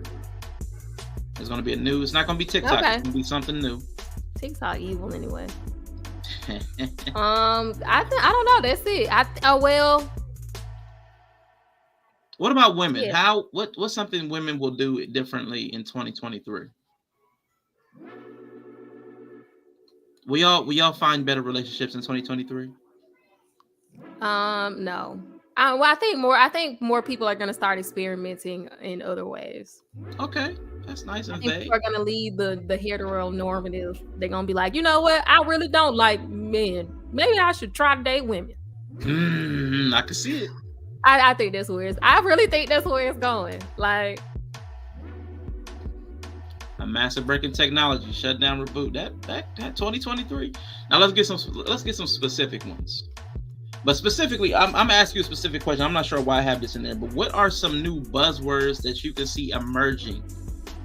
And specifically for me, I think to take place of what's a good word? I don't know what it takes place of, but I think neurotic is going to be one of the neurotic. new buzzwords. I like neurotic. The new psychobabble. Because he's neurotic. toxic and narcissistic. Neurotic tendencies, yes, which is the proper term for it anyway. I think that's what's going to happen. People say building already, but I feel like building, like a build, the build, like when you have a conversation calling it the build. I know that's in some circles, but I think it's going to become more expansive. More sexual liberty for the sexually frustrated. Okay. I don't know. Yeah, something like that. And then something related to kids, like the word we use for children. Like there's gonna be, it's better. Like it's gonna be some metaphysical, like, because you know how I say in my parenting style, like they're their own beings, and I'm here to guide them. I think it's gonna be like our. It's gonna be. I don't know. I hope a new word comes for that. So like your respectful parenting is gonna it's gonna go mainstream. I think it's becoming gentle parenting, which is kind of another offshoot of it. I think that's becoming more mainstream. People are doing it wrong, but I think from there, people are going to come up with new words to call their children. Okay. The spirits. They're going my little spirits or something. Yeah, like my little, something. Yeah. Okay. I think people will realize that streams of income generated revenue, but weren't profitable. So jargon will slide into... they'll go from streams. So people quit saying streams of income. They're going to start saying profit producing. Profit. I like that. We need that. Yeah. I want content creator to get a new profit producing. I want content creation to get a new name. Or profit generating. They're going to go with profit because like people, I know this many people are not making six figures from their business. I believe what's happening, they're making six-figure revenue, but after expenditures, they're closer to flatline. But they're like, I'm a six-figure earner. Well, your business earned six figures, but that was revenue. That wasn't six figures of profit. Let's be honest. Yeah, I want content creation to influence. Like, I want a new word. I think it's gonna, because everybody's content creators now.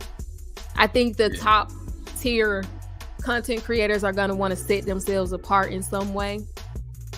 So I think they're gonna come up with new terms for people who are actually generating profit and income from their content creation versus people who are just doing it for fun.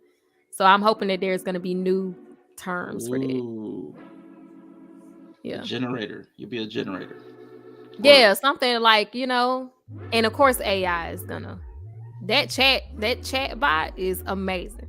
Okay. That AI chat GPT, whatever it's called. I haven't checked that out. Oh my God. Listen, that bot is writing people's papers.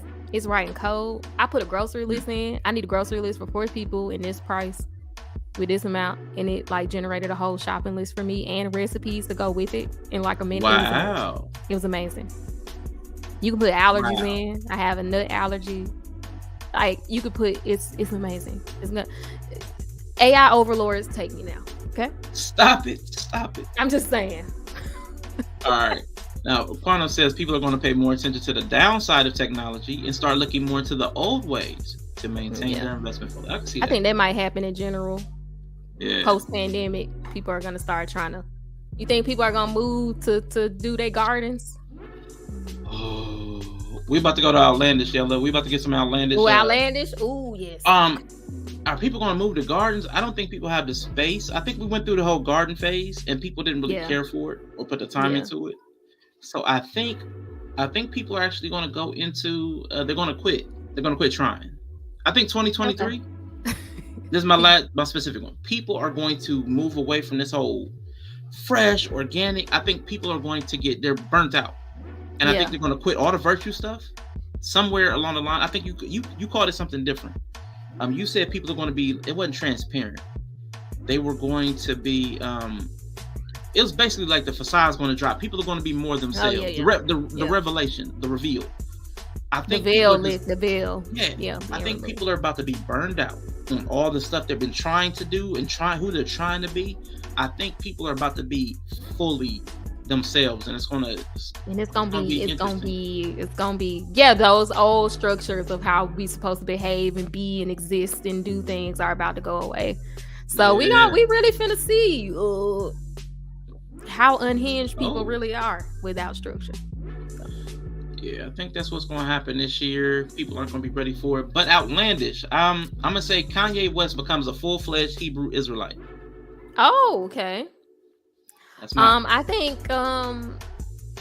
think Harry and Meghan, the royal people, are going to go back.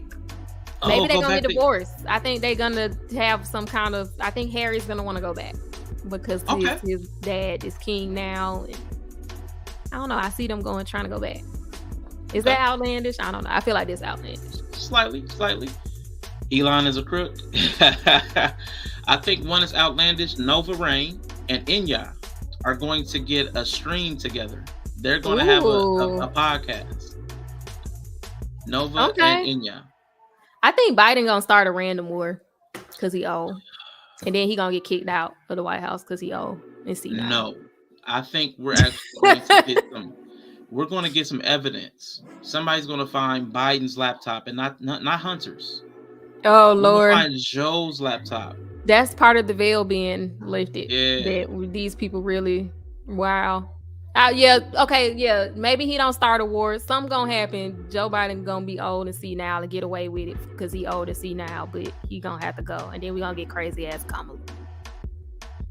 And for you, Yella, separatists, people that want to separate from, like going to the woods, they buy Gary, Indiana for $16 for a truckload of sage, sea moss, and matcha tea and begin a brand new Mecca.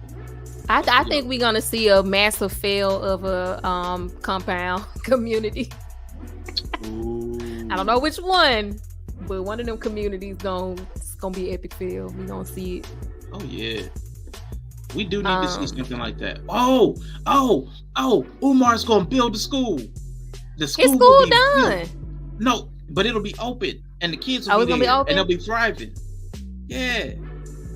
Okay. It's gonna be FDG. I think he has a good way to connect with the kids. I actually think once he get it out the ground, he gonna be all right. Well, he made you who you are, though, Bree. So of course you're biased. Shout out to Dr. Umar. Talk about habitual lie stepping. What's another outlandish one? Do I have another one? Right. I think some athletes. Are there any athletes? This is a random question. Mm-hmm. Are there any professional athletes that are like outwardly gay? That are outwardly not that are like at the pinnacle of not at the pinnacle of sport. I think we're gonna get one of them. I think it's time. I think we're gonna get that. And maybe that's not outlandish, but it shouldn't be outlandish. But the fact that it's never happened is outlandish. So I feel like it's time. I think Nova's right because it's a celebrity thing. So somebody big in mass media like Joe Rogan, somebody's gonna make a run. Yeah. I mean, we saw Herschel Walker run. Yeah. I mean, Trump can't run because of January the 6th. So who's gonna run instead? Candace Owens. She can't do it. Candace Owens can't run? I mean, she can run, but she ain't got a chance. Okay, it's gonna be Candace. Watch. It ain't gonna Candace. Be what are y'all gonna do? Then that's gonna destroy the black argument because Candace runs and it's like, oh, what's the black? Yeah, y'all. I don't know. She I don't won't know. get the support, man. I'm sorry to tell you, that whole double minority thing. It's Yeah. a double-edged I mean, sword. but I think it could also depend on, like, maybe she'll be adjacent. Maybe not the president run, but she'd be adjacent. Okay, yeah, she could run for something. Something, yeah. She I think couldn't she might be. run for something. Mm-mm. I don't know. Nah. That would be outlandish. That's outlandish, though. Nah, it is. It's a good one. It's a good one. My last one is Black people will finally build the community, and they'll do it by stitching TikToks and doing singing and dancing TikToks. They'll do it through singing, dancing, and doing those. They're gonna pay for it, Pay or for that's it. gonna be the community. They're gonna build a community using TikTok. Oh, okay. The algorithm will help them build the community. That's the They'll- Quanta said They're she'll gonna vote for stitch. Candace. I'll vote for it. If it Y'all was vote- Candace vote and for what? Biden, Well, I mean, come on. no, I'm just saying. Like, look, I'm just saying. Like, hey, you talking about two trash picks? Listen. I mean, you are conservative. If it was Alexandra or Cortez, whatever their lady name is, AOC. and Candace, OC versus Candace, that's my outlandish. OC versus Candace. AOC versus Candace. Okay, that would actually be a good. That would be. I would love to see that. That would be a good. What's up, square man? off. Drill. Two What up, extremes. black boy? Two extremes. That would be amazing. Amazing. I only had that. Okay, and what's P? Personal. P is personal, Bree. So we get to get personal right now. What are some personal predictions for you this year? There's some personal predictions. I'm gonna quit some aspect of streaming. Mm. I don't feel like I am, but I probably am. I think I'm gonna do more. I think I'm probably gonna actually lean into the business side more. Okay. Yeah, and I want to get a house. So let's predict me getting Hey. a house. All I'm right. tired of moving. Hey. I want a That's big what's ass house too. Like, I want a 5,000 5,000 square square feet. foot home. I want a They make basement, this up? full ass basement. I want like 6 bedrooms. I want like Ridiculous. a few acres. Just I want an signs of estate. opulence and I want wealth. an estate. Jesus, man. But I get a starter home in a good market that I can sell in 2 years. I take that too. That's what's up. Even though you're tired of moving, you're talking about a starter home. Well, if I could turn it for a good profit, I would totally buy like a not forever home. If I thought in 2 years like it would flip for a good amount of money, I would do that. That's the only way. I would not get a forever home. So that's my Those are prediction. some good predictions. I think I'm going to find a consistent streaming schedule, something I can stick to. I will have that done by March. I will have a consistent streaming schedule by March. I'll have that settled and done, and I'll commit to it. But I'm also going to quit 3 times before summer. All right, so I'm going to find That's a solid ass prediction right there. Yeah, I'm pretty sure I can make that one happen. I am also I'm going to, this year, 2023, I'm going to see if I can knock off 30 more pounds. I'm going to see if I can actually, that's my prediction. I'm going to lose 30 pounds. Okay. That's my prediction. I think you can do it. Well, I'm going to work out. I'm going to work out. Let's see. I've hit a You're plateau. gonna lose 30 pounds. I've hit a plateau. So I'm going to have to work. Bree is speaking my language here. If I was president, I'd appoint Candace to be the ambassador to Nigeria. Y'all gonna be mad at me. Y'all gonna be mad at me because depending on who Candace up against, I'll vote for her ass. I mean, I'm gonna work out. That's my prediction. I'm actually gonna find the wherewithal to go to the gym. Now, what kind of workout? I'm glad you laughed at that. What kind of workout would you do? I prefer lifting because I don't like to be in the gym for like a long time. I'm not a cardio girl. I don't want to lose every little piece of fat on my body. So I don't like cardio. I like weight loss because having muscle, you burn fat and calories always, versus if you just do cardio, you only burn it when you're doing cardio. So I like lifting. When I do work out, like I'm not a noob to working out. When I do work out, I dated a personal trainer for a while. Like I know all the things to do. I just don't want to do it. Yeah. I do not get energy boost from working out. I'm a low energy person. You so don't get people be that like, boost everybody I tells you don't get about? that. I take a nap. Oh God. It don't matter what I eat. I had a trainer. I was like, I'm not getting that. Like, where's this thing y'all talking about? Like, he's like, some people just, you eat I do my protein intake within the right amount of time, the right amount. Like, I do all the stuff and I still need to take a nap. So that's why I don't like it. I be tired, but I'm a low energy person. So that's fine. So I'll do it. Sorry. You need to all legs. All legs, You crazy. But nah, I do need to work out though. I will waste away. I need some muscle tone. That's what's up, Bree. Nah, you already know I appreciate the mess out of you for doing this with me. So thank you for coming and kick it. Yeah, Rashawn quit one time and he told me that we was doing this show no more. And then he pulled up like it ain't happen. Glad to be back.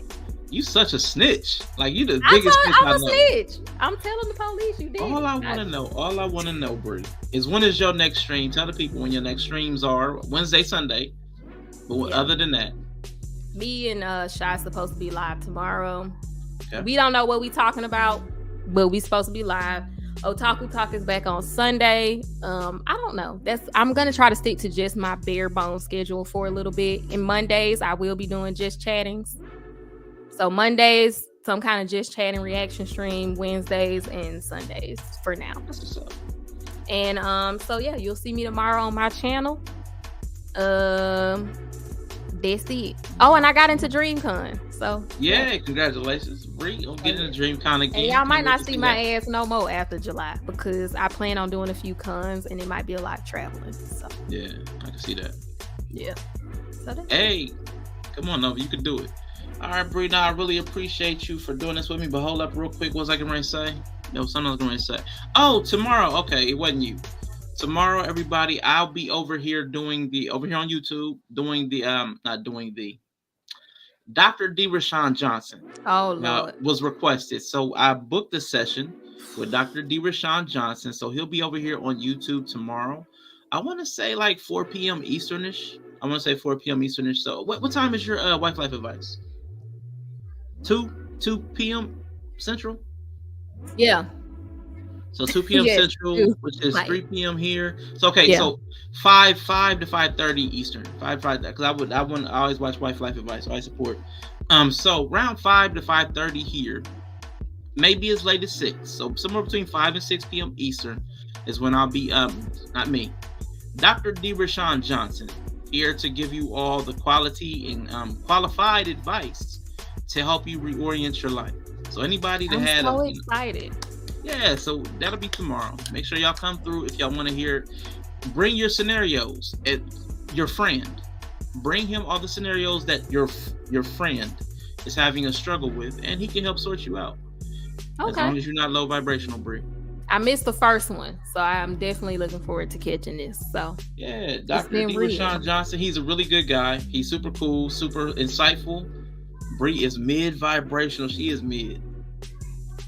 I keep it neutral so y'all can't read me, you vampires. But yeah, we did a cold open, so I think we're going to do a cold close as well. So I really hope that all of you have a wonderful rest of your year. I will see you all tomorrow. Next year, we'll see you next year. Sorry. Right. Bree on Twitch, Kawaii Bree 123, all one word. And with the Wife Life Advice, it'll be Kawaii Bree Can't Relate here on YouTube. All right, so please, y'all, make sure y'all check her out tomorrow. Then I'll be following her up. Well, I'll be bringing Dr. D. Rashawn Johnson to your screen. So hope y'all have a good evening and peace out.